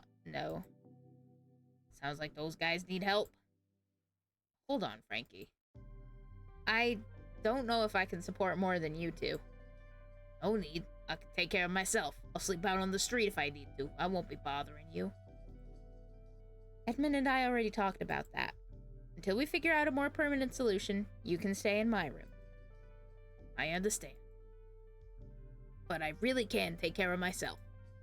I'll get a motel room. With what money? When I was younger, I buried a couple $dozen off Ferrado Drive. What? Where's that? It's down 2nd Street. Where are we? Southern California. Oh. Plus, a couple $dozen isn't really that much anymore. It's not. A couple $dozen barely fills my gas tank. More closer to 7/8 than anything. What do you mean? Edmund's just sitting there quietly. This is getting awkward. I don't know how to answer that. What can a couple $dozen buy me? Movie and dinner? A day and a half of parking? Well, he'd probably get a movie and dinner better. Movie and dinner? Oh. Then, yeah, I may have to stay with you then. It's okay. We planned for this. And the sun's going... and the sun's going down anyway. I'm feeling pretty tired. Well, come on. Let's get you into my room. Here you go, guys. I hand a sandwich off to Edmund and Frankie. I saw them just chatting, idly. Thanks, barista. I'm so hungry I could eat a horse. He's pausing for laughter. Is that still new to him? Edmund's smiling at it. For the first time since Edmund's changed, I feel like I might actually be in over my head. Really? A whole horse? Not literally. Oh, okay, good. It was a joke. I was kidding. I thought it was funny. I don't have the heart to tell them. Thanks for the sandwich, barista. Yeah, really, thanks a lot. No problem. So, I can sleep on the floor if one of you guys... No! Absolutely not. Not happening. You should sleep in the bed. I'm fine on the floor. Oh. Well, alright then. The sun is beginning to set outside. I wouldn't normally sleep so soon, but I'm really tired and it's been a long day. So I decide to give myself a rest this time around. Well, I suppose it's about time. Huh? Wait, what's going on? Frankie? You okay? No, I feel weird. Nothing is happening. Wait, no. Something is totally happening. What the? Uh-oh. Frank? Help me! His body contracted and he was transformed back into a cat. He's staring up now with his cat eyes, shocked and horrified. Quick, kiss him! It's now just a little weirder knowing who's inside the body of this cat. But regardless, I lean in and peck him on the forehead. Lo and behold, he changes back into a human. What in the Sam Hill was that? I don't know. Why isn't this happening to me? My stomach's still queasy. I don't think it's over. Blech. And just as quickly as he turned back, he is a cat again. I'm staring in disbelief, horrified. He's still in his cat body, but running away from me this time. Kiss him! Kiss him again! Hurry! Kiss him better this time! Keep your damn cool or lunge. Stay cool and calm and collected. This lesson shouldn't be neglected. Make this your goal. Practice self-control. Stay cool and calm and collected.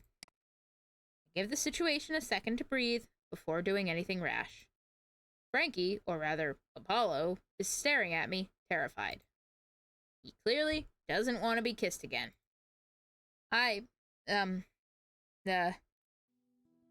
do we do? Apollo mewls and his hair stands on end.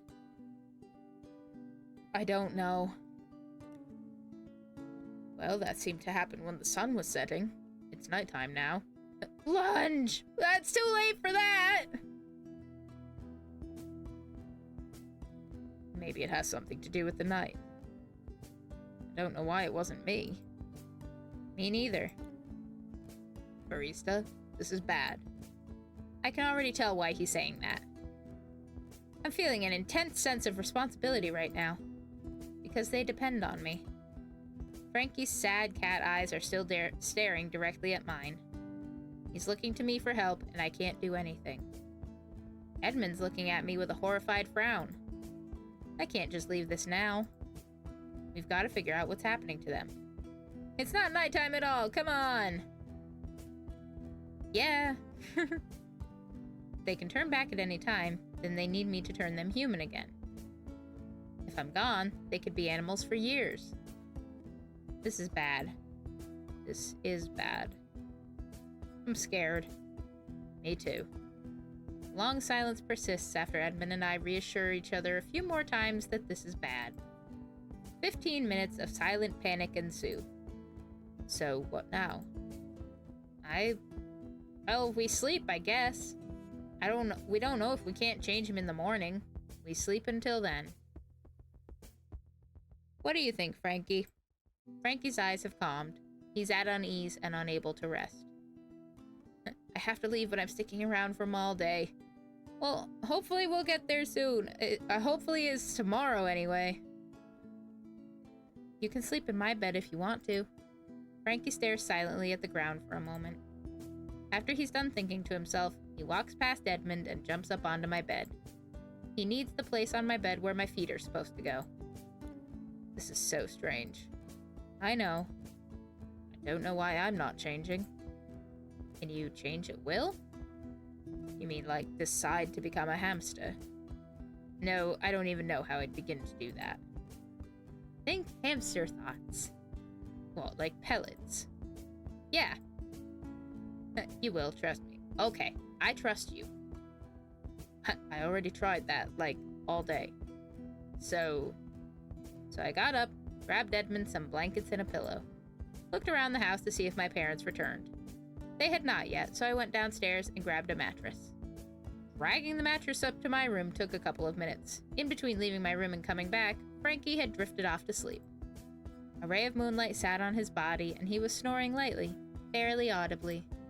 It was odd to look at him. Cat I had to treat like a human. This was life now. Time for sleep, then. I guess it is. Alright. Well, good night, Edmund. Good night, Barista. Now we have to search for the others. If there are others. We need as many clues as to what's going on as we can find. We need to help as many lost souls in animal bodies as we can find. If I quit on them now, they could be lost for another 100 years or more.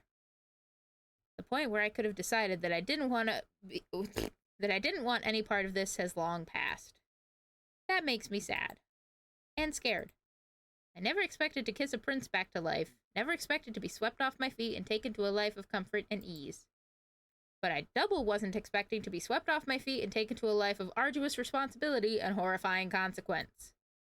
Edmund is taking large breaths as he sleeps, though not snoring. As I'm trying to fall asleep, the image comes to my mind of switching from really tiny lungs to really big lungs and enjoying the extra air. It takes a real man to fall asleep immediately after sundown.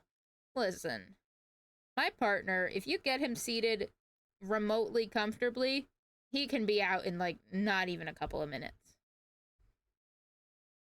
Like, his desk chair is pretty comfortable, and not long after we bought it for him, when we switched from, like, a crappy desk chair to the fancier, comfy one that he has now, multiple times did, like, his friends DM me to go and wake him up because he'd fallen asleep in a call or something like that. So yeah, definitely agree. Frankie the cat is snoring a little and rubbing against my foot. This isn't all bad, but I'm scared. I'll pick you guys up at 3 o'clock and then we're going to check by the closest pet stores, okay? Where's she going? Work. Where? Vet. You're a vet? I'm an intern. Wait, what's that? I'm not paid to be there. So you're an apprentice? So you're an apprentice? No. Why not? This is for experience sent to put on my work record. Yeah, that's an apprentice. Yeah. I'm not an apprentice. Barista, there's nothing wrong with being an apprentice. You're young, it's okay. But I'm not... Okay, sure. Yes, I'm an apprentice. You know that's not a bad thing, right? Let it go, hoping they do the same. Or fire back. I mean, I don't feel like firing back is gonna get me anywhere. If I stay quiet, they'll let it go. It's not a bad thing, Barista. So, she's going to work. Where are we going? I'm dropping you guys off at an outside mall. Oh, neat. I'm looking forward to it. It's a sad place, this mall. Our town isn't quite big enough to support an entire mall, especially when there's a better one 20 minutes away. But they'll enjoy it. I'm not sure if they'll be able to know the difference between an awful mall and a good mall? Are there good malls? I'll drop you off at the coffee shop there. Same one we went to. Nope. Oh, okay. Whatever you guys like. Sorry I can't drop you guys off with any money. I don't have cash on me. Be back there at 3 o'clock. You got it. No problem.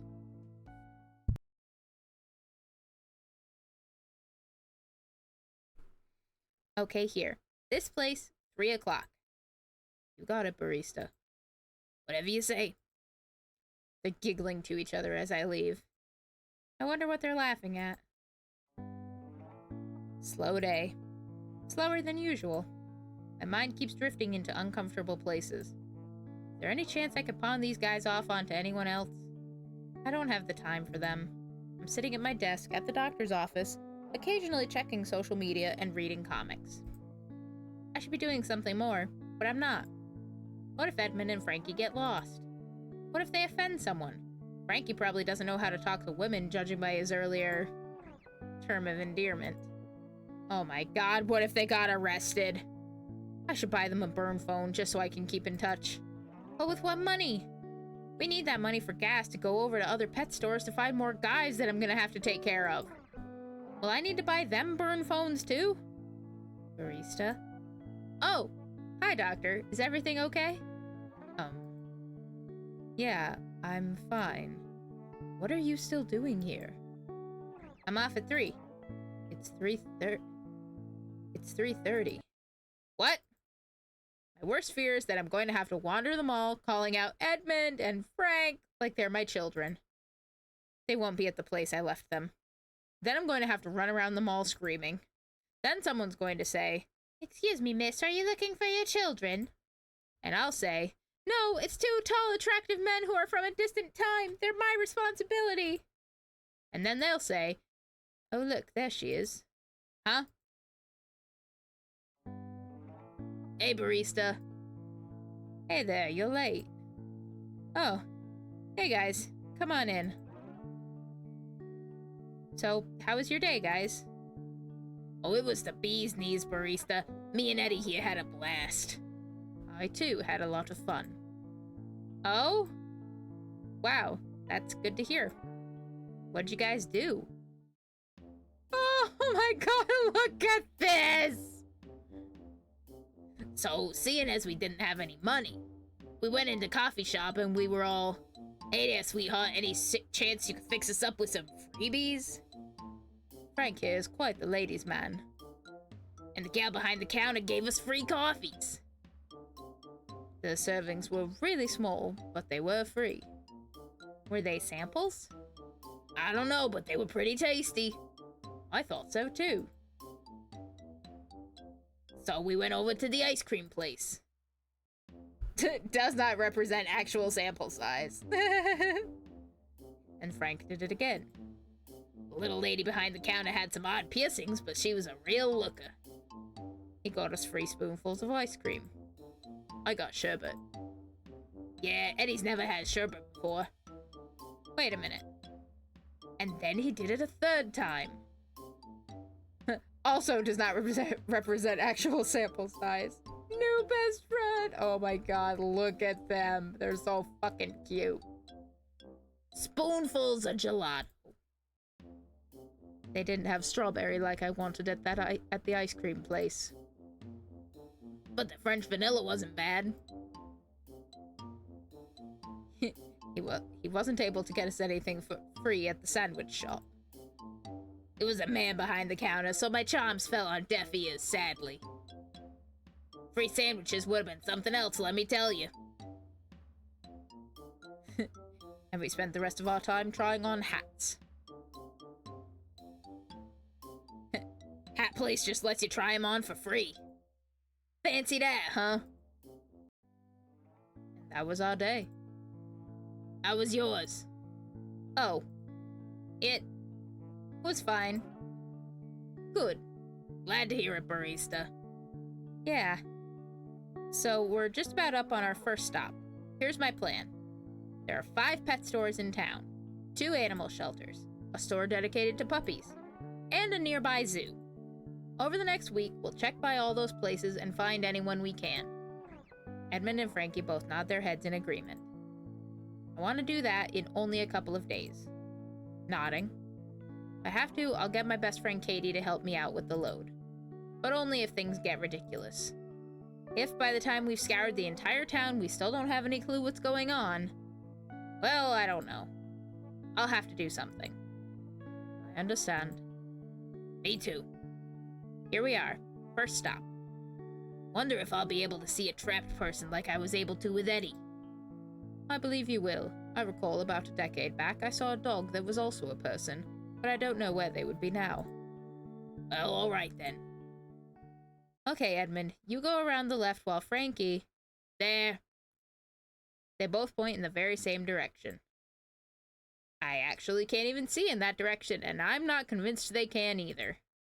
Whatever they're pointing at is behind several empty cages. We all walk over to where they're pointing. I gotta start heading out, but any chance I could get your thoughts so far?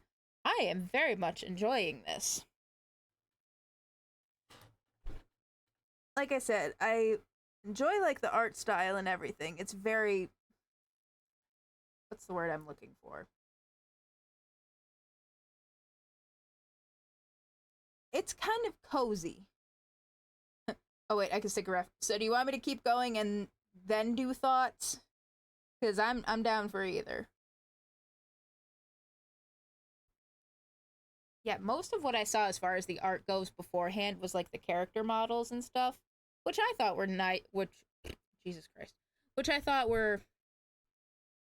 I liked the variety in them. Like, they all have... There's more than one body shape. There's more than just Eddie in terms of body type. Which I like. Either way. Okay. And I like the music. I already said I like the music, but I'm going to reiterate that I like it. I feel like it just doesn't play as much just because I'm reading everything out loud, so it's taking more time than if I were just to, like, read it to myself, which is totally fine. I totally get that. And I've been at this for what, almost 2 hours now? And we've only definitely barely scratched the surface of what's going on here, and I'm intrigued to see more. So, like, we've got some kind of centuries-old prince who's not a prince anymore, allegedly, and some guy from the 50s who I kind of have turned into a greaser type of guy. Like, what other kinds of guys are we gonna meet? I assume, based on, like, the cover and stuff, there's there's 3 more of them. But yeah, we'll see. I'm sure they'll all show up at some point, and we're probably about to see another one of them right now. That's a guy. He's human. What's more, he's a guy. How can you tell? Well, I mean, look at him. Oh my god, look at him! It's a ferret. There is nothing overwhelmingly male about him. Just a little ferret. He's got sand in his cage that he's digging around in frantically, moving very fast. He's very excitable. He's very cute, even if I don't know why his name is Stosh and he seems to be going completely nuts. Gotta save him. He's young. I don't know why I know that, but he's young. His cage says he's a year old. No, that's not what I mean. Whatever. Okay, then. I walk over to a store employee asking about the ferret. His name, is in fact, Stosh. He was named by a previous employee with a weird sense of humor. But he's a little too wild, and maybe we want to consider a different ferret. We tell him no, he's perfect, we'd like to take him, please. Oh my god. Yikes. I'm trying to drive, but the sound of rattling behind me is incessant. He really, really, really wants out of there. What should we do? We're taking him home, aren't we? If it's okay. He's very, very loud. Ah, shit. That's right. He is loud. What if he wrecks my house?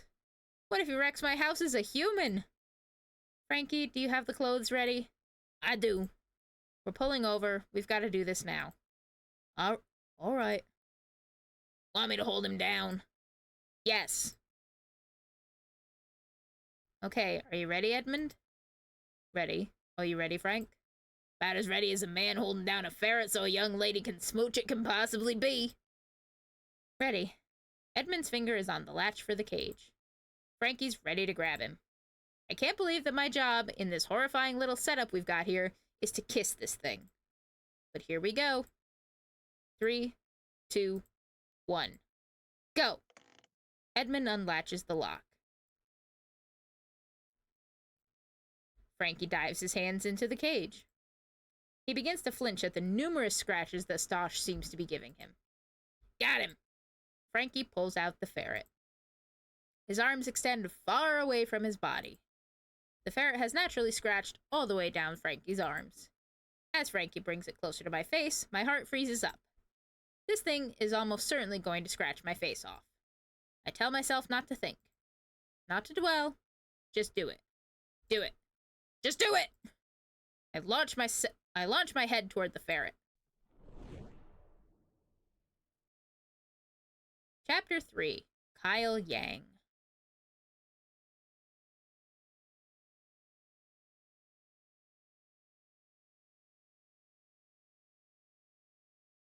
Oh my. Oh, I love those earrings. They kind of look like earrings I actually have. What? Hi. I'm Kyle. What's your name?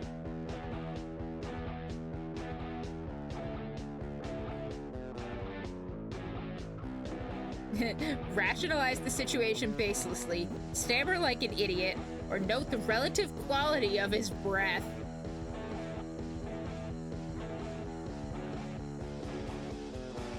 This is gonna be funny, I hope. He's got gross ferret breath. I try not to think about gross ferret breath.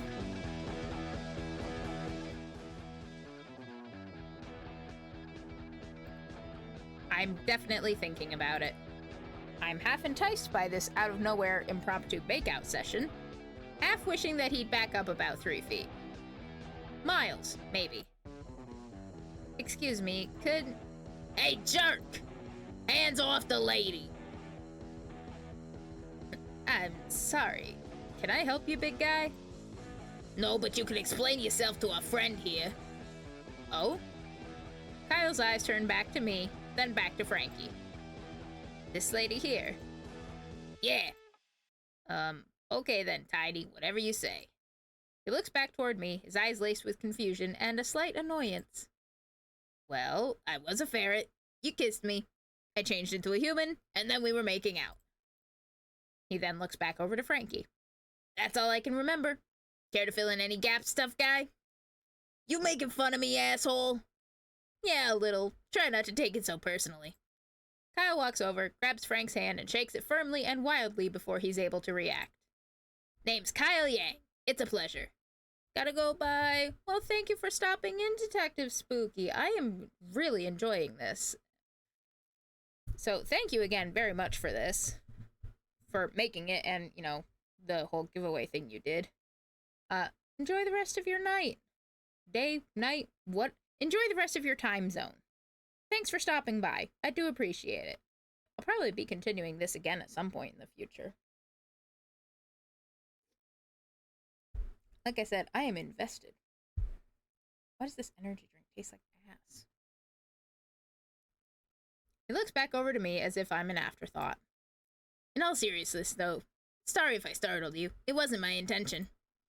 Edmund is staring, still not having spoken a word. Hey, I'm Kyle. What's your name? I'm Edmund the 7th. Adios, bon voyage, bonsoir. You know, I just realized I haven't, like, saved this entire freaking time.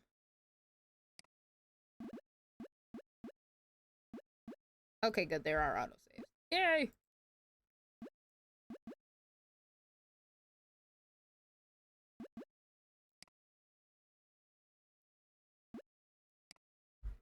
There we go. I dig the name, Edmund the Seventh.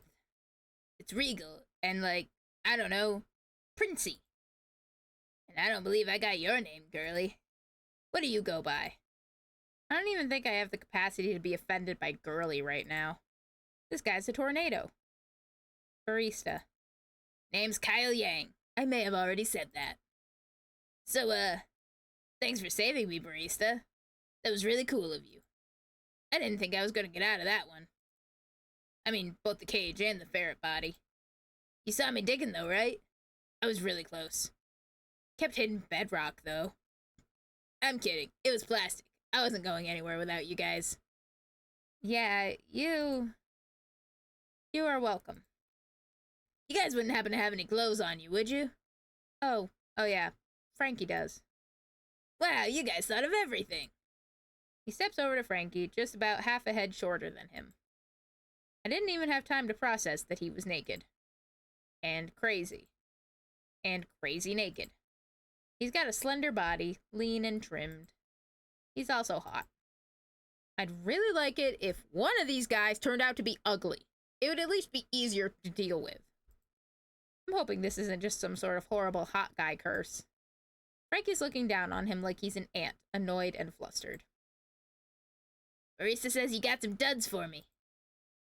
Duds, yep. Sorry about the tiny comment before, pal. Didn't mean to offend you. Nothing personal. None taken. Frankie says as Kyle hurriedly puts on his new shirt. Unfortunately, I forgot the pants. Oh? I was under the impression you guys were expecting me to turn into a human. I was gonna ask later. Seemed weird.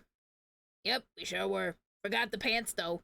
Must be my big, stupid brain. Did you really forget the pants? Oh yeah, I'm a real knucklehead. We'll have to get you back home, Commando. Ah, cool. That's fine. There's a nice breeze out. Kyle half-heartedly chuckles to himself while Frankie looks down on him with a cold, smug smile on his face.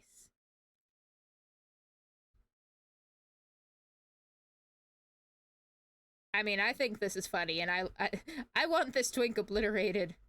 Not really. I think pretending that we don't have the pants is kind of funny. So, we're gonna play along.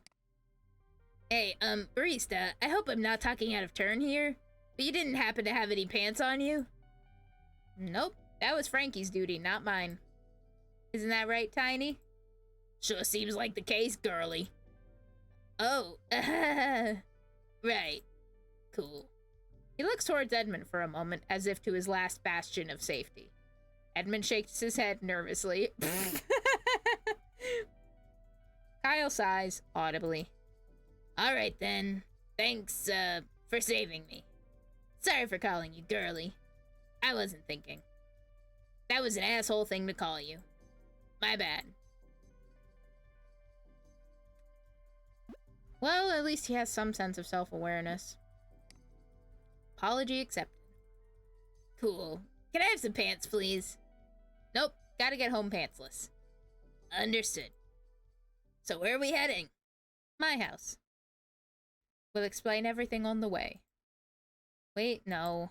We can't go to my house yet. It's Friday, right? I think so. Yeah, my parents are home. I already said that. Oh, so where are we going? Well, there's a great bar nearby where I can get... Wait, a bar? How do you know about this place? I grew up here, man. I know this town like the back of my paw. I'm kidding, of course, I mean hand. What am I, some kind of douche? Anyway, there's a bar nearby where I can get free drinks. I'm feeling pretty skeptical about that. None of us know how long Kyle's been a ferret for yet. Might put a dent in his plans. And I could really, really go for a drink. Actually, yeah, so could I. I've never had a beer. Whoa. Oh no, I'm sure he's had alcohol. It's not that, Kyle. We'll explain. So, bar? Hard to refuse a free drink. Sounds good to me. I guess I can't really suggest anything else. But this place is kind of well, dress code calls for pants. And, everyone else is probably gonna be wearing them. Frankie, just give him the pants. Yeah, he's learned his lesson. Awesome, thanks. These have got ducks on them, which is cool. I love ducks. Let's get going. I want to hear what's going on here. I'm thirsty for knowledge. And beer. I don't think I've ever been to a real bar before. I've been to restaurants with bars before, where the waiters are all really happy and they always have specials on food. This place is an actual bar, I guess. No advertisements on the wall. No one waiting for you at the front. It's a little strange being in here, though the guys all seem to be acting naturally. As we all approach the bar, I feel like I'm undercover. As if someone could see me at any moment and say, "Hey, she's not supposed to be at a bar. She's only 22. Kyle starts rubbing his hands together. Leave this one to me. The guy behind the counter is older, has slicked back hair. Not intimidating, really, but he would not fit in with the decor of an Applebee's. Damn. That sounds like a fucking savage-ass insult that you want to give to somebody who isn't a bartender at a regular-ass bar. Your ass would not fit in with the decor of a local Applebee's.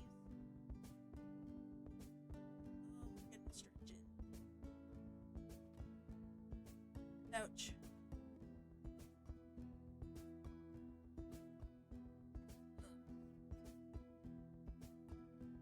Whew.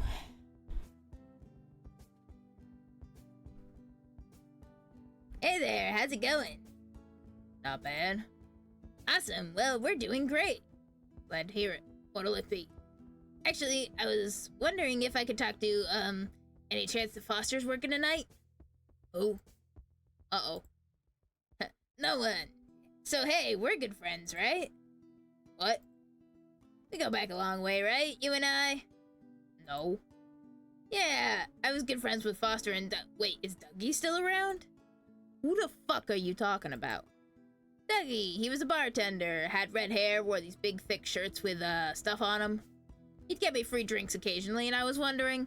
Oh yeah, I remember you. What's his face? The guy with the weird skunk hair.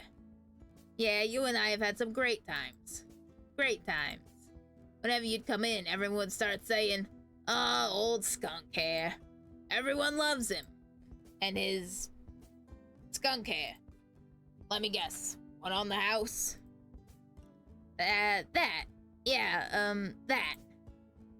Anything for an old friend. Let me whip you up the usual, buddy. Bartender dives behind the counter for about 15 seconds, then pulls a tall bar glass of water on the counter. There you are, just the way you like it, pal. Kyle is speechless. I watch his eyes shift around the bar for just a minute until he finally speaks. Actually, can I get a beer? Is my drink not good enough for you? No, it looks great. Very refreshing. Thanks, pal. Come back with money. Dejected, Kyle walks away from the counter, sitting onto a nearby table, leaving his water at the bar counter. Ouch. That guy's an asshole. He wasn't pleasant. Are you sure that this is the right place? I had my doubts when I saw the name of the place had changed. And the layout. And building. And the bartenders were all different. Jukebox is gone. So is the pool table. They're serving wine now. No live music. Same place. But yeah, not the same place. But this is the place. Yeah. So no drink then. Straighten up, big guy. Sorry about that. That's actually kind of sad. Look, I know I gave you a hard time back there in the alleyway. Sorry about that. Nah, it's fine. I'm cool. Yeah, but you need your after transformation drink. I had mine. Me too. Wait, what? Yeah, we were all treated to a drink after we transformed. I guess they were, yeah. Offer Kyle a beer like a good person. Demand Kyle get his water like a frugal person. Did you want a beer, Kyle? Not gonna lie, yeah, kind of. Okay. Here. I give him a little more money than I think a beer costs in a bar. Just in case. Enjoy. You've had a hard day so far. But this can't become a thing. What, you mean the after-transformation drink? So there are others? Please don't call it that. This is a one-time thing. Except for twice accidentally with these two. Wait, you guys were also animals? I'm afraid so. We've all been cursed somehow. I was a cat. I was a hamster. Oh, wow. So, hey, thanks for saving me, barista, again. Oh, yeah, sure, no problem. But we're not done yet. What do you mean? I don't think we broke the curse. Last night I turned back into a cat. Oh, shit. Yeah, this seems to go deeper than we realize. That's not good. Does that mean I'm gonna turn back into I was a ferret, right? You don't know. I think I was beginning to find stuff out about myself. But it's not like I had a name for myself. Not like, hi there, I'm Kyle the Ferret. Stosh, actually. What? Nothing. Go on. You kinda go through life nameless as an animal. I think I was beginning to realize that I wasn't just an animal, but I couldn't have thought of a name like Ferret. Kyle, what year do you last remember? Not yet, please. What? No, what year is it? Shit. I don't want to know what year it is yet. I don't want to know how long I've been out. It would really help us, Kyle. Can I at least grab my beer first? Yeah, sure. Kyle wanders back to the bar. I can see the bartender nodding. Kyle's taking a minute to talk. Maybe he's explaining himself. I feel kind of bad about before. He wasn't acting entirely agreeable either. Yeah, but this has to be a really confusing day for him. It's okay, Frankie. I think he forgives you. That was really kind of you to get a beer for him. This is a one-time thing. Well, it was kind of you anyway. Thanks. Kyle comes back holding a large glass of golden fizzy beer. He's half smiling, trying to put on a happy face. He's troubled, though, and not hiding it well. Hey there! Doing alright? Yeah, they didn't have my favorite, but I don't mind. I'm just happy to have something cool in my hand. That's good. So, Kyle. His face drops and he sighs through his nose. What? Kyle interrupts me. Ugh. Last year I remember is 1982. Let's rip the band-aid right off. What year is it now? 2017. Holy shit. Holy shit. Holy shit. That's a long time. Holy shit. Holy shit, I'm over 50 years old. Holy shit. Oh god. Kyle, are you alright? It's okay. Fuck, I don't know. Please calm down. Fuck, I'm 58 years old. Holy shit. It's okay, I'm over 70 years old. I'm hundreds of years old. Wait, what? Wait, so then you guys are... I think I was cursed in 1958. I was actually a prince. Well, I don't believe you, but 1958? Really? Huh? Yeah, I'm at least 20 years older than you. Not kidding, I was a prince in the year... You don't look 70, man. And you don't look 50. And you don't look 50. He's telling the truth, Kyle. Thank you, barista. When I was only 18 years old, No, Edmund, not right now. He doesn't believe you. We're talking about Frankie. Damn! Savage as fuck. What? That's ridiculous. He believes Frankie, but not me. Why, I say it's absurd. Have I some reason to be set aside? Forsooth, young miss, I do resent your words.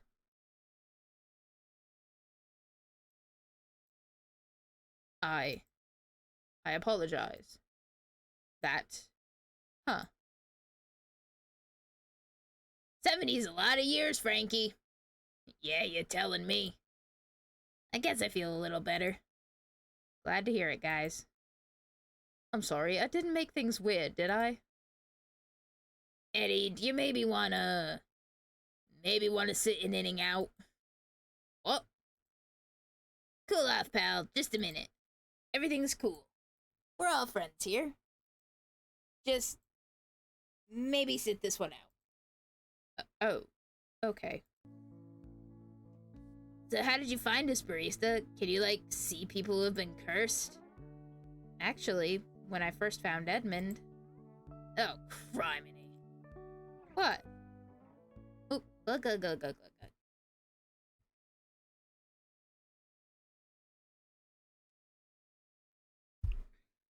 Thank you very much for the hydrate, Meddy.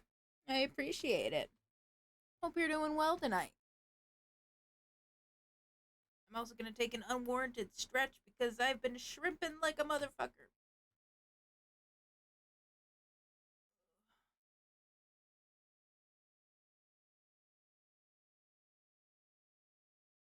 Oh, that's a good stretch.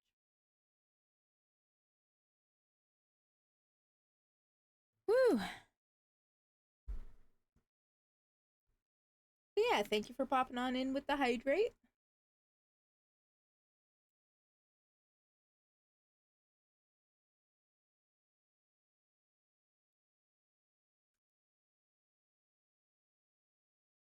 Right now we are playing Animal Lover.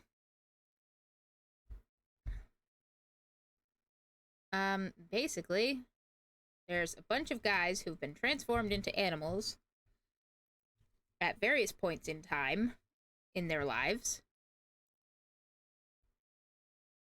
And for some reason, kissing them temporarily returns them back to being human. We've just encountered and quote-unquote rescued our third animal guy, Kyle, who used to be a ferret. Frankie over here used to be a cat, and he's about to be a cat again. And our initial discovery, Edmund, was originally a hamster. And I know there are at least two more guys to find. But frankly, I'm not entirely sure if I'm going to get to them all tonight.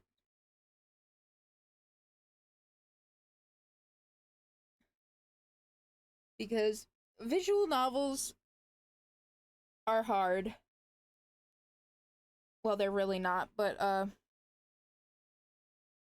if we're being honest, I think I just lack a lot of the vocal stamina I need sometimes, especially when I'm switching between a bunch of different voices like this. And since I'm going to be having to do it again tomorrow for Phoenix Wright, I'm thinking once we, like, reach the end of this in-game day, I think I might call it. But I'm not entirely sure yet. Let's keep going and find out. Poor Frankie is about to turn back into a cat. It's happening again. It's happening right now. Someone help me. What the hell is that? Oh my god, he's turning back into a cat. Oh crap. Edmund is staring, horrified, but his lips are pressed tight. He's still trying not to talk. I don't want to turn back. Someone, help!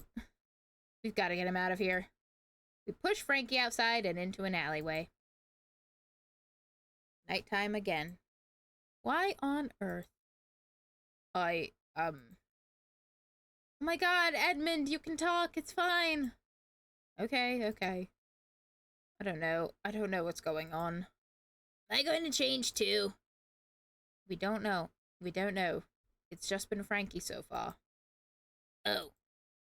'Cause I don't feel any different. It's only been happening at nighttime. And it's nighttime now, so if you're not changing, you're probably not going to. Alright then.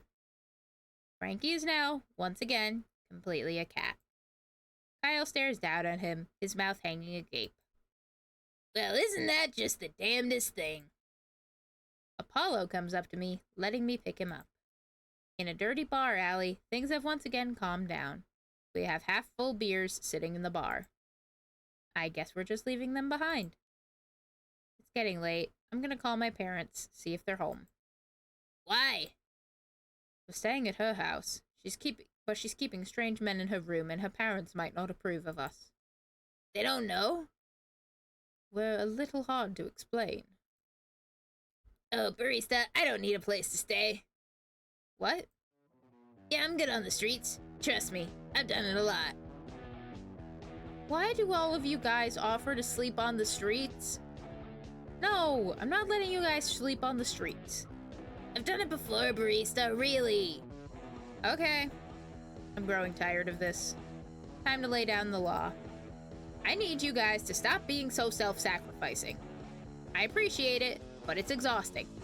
And I need you guys to stop. Kyle looks offended somehow. Edmund is looking down, ashamed. Frankie is in my arms, staring up at my eyes attentively. You're my responsibility. I'm sorry that you can't just run off and start a new life. Like it or not, you need me. Okay? I understand. Thank you, barista. Frankie doesn't say anything. He's a cat. Barista, thanks for the offer, but I'm going to have to decline. What? I'm seriously better off on the streets. I can handle it. Thanks, though. Okay, but what happens when you turn into a ferret again? Then, I don't know, I'll figure something out. Like what? I don't know, there are ways. Plenty. I've been homeless before. Kyle, really, I know you're super good at digging through wood chips, but I need you to come with me. And I really need you to cut me some slack. I'm fine. Cut you some slack. You. Okay, wait a second.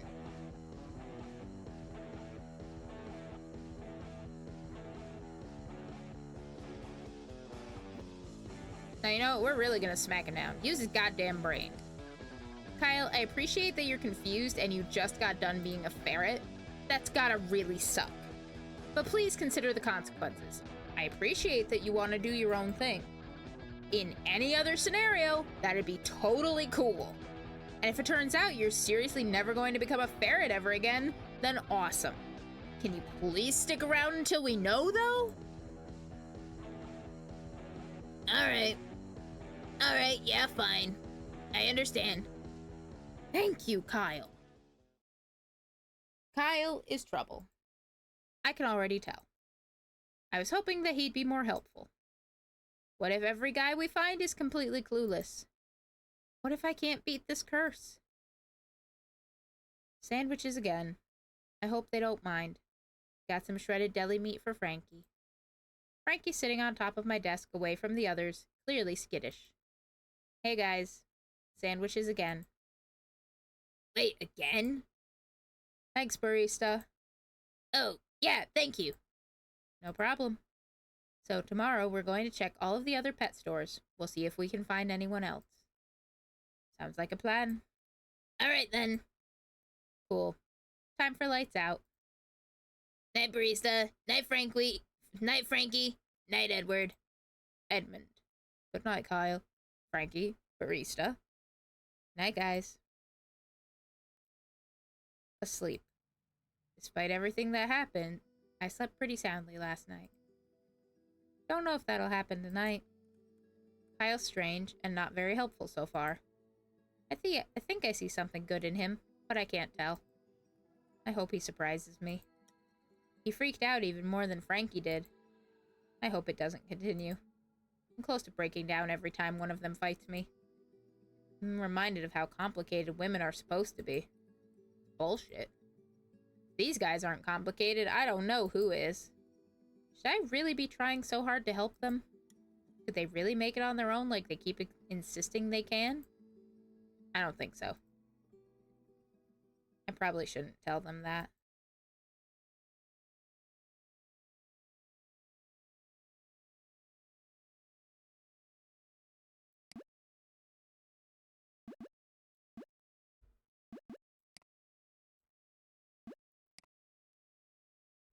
Alrighty. Yeah, my throat's definitely starting to get a little, not so hot. So I think we are in fact going to call it a night.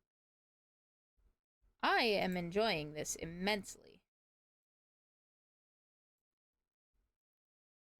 Like, we only just got started. We still got, like, at least 2 other guys to find. Well, definitely 2 guys to find. At least based on the cover image that we've seen before. And I'm really enjoying this.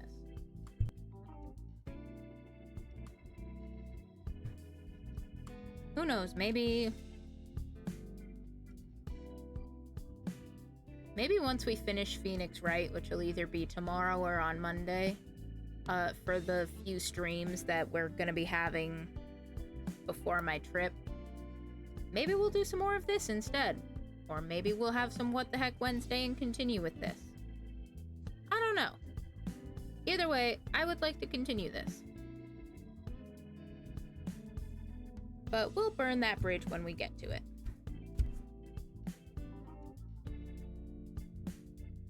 For now, let's go find somewhere to go. Let's go find someone else to hang out with.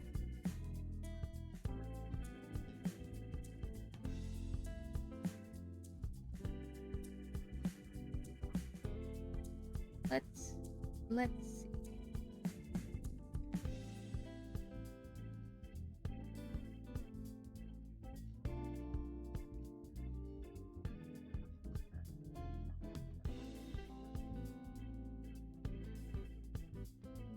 see who is on right now.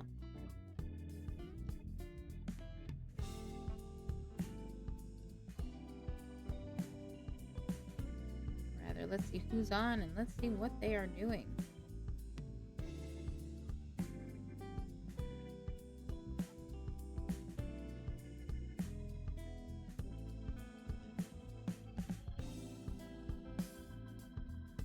You know what?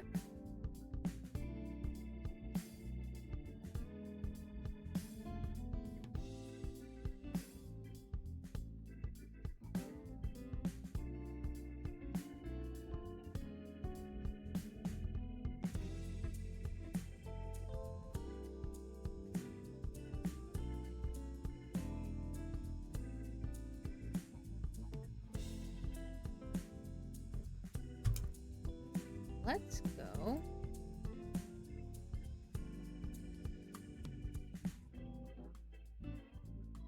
She's only just starting up, but assuming the game is accurate.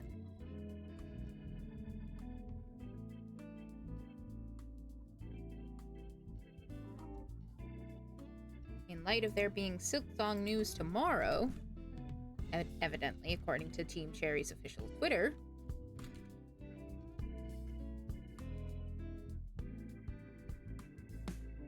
let's go raid Sable. Let's go say hi to Crunchy Sunflower. I hope if I could type out my raid message properly. There we go.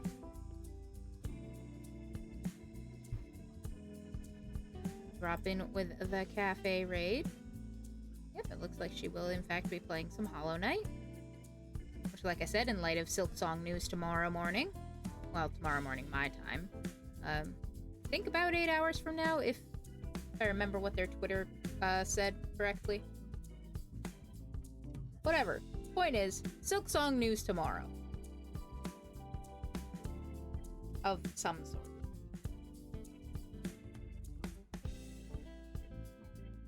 So until then, we're gonna go hang out with Crunchy Sunflower, who will be playing the OG. I still really need to get back into that at some point. Ah, well. Anyway, tomorrow night, more than likely, we will be coming back with some more Phoenix Wright Ace Attorney. I don't know if I'm just gonna, like, power through and finish out the case, or if we're gonna go to the next break. Who knows? We'll see when we get there. Till then, get some rest, drink some water, eat some good food, take your meds, and we will see you tomorrow night.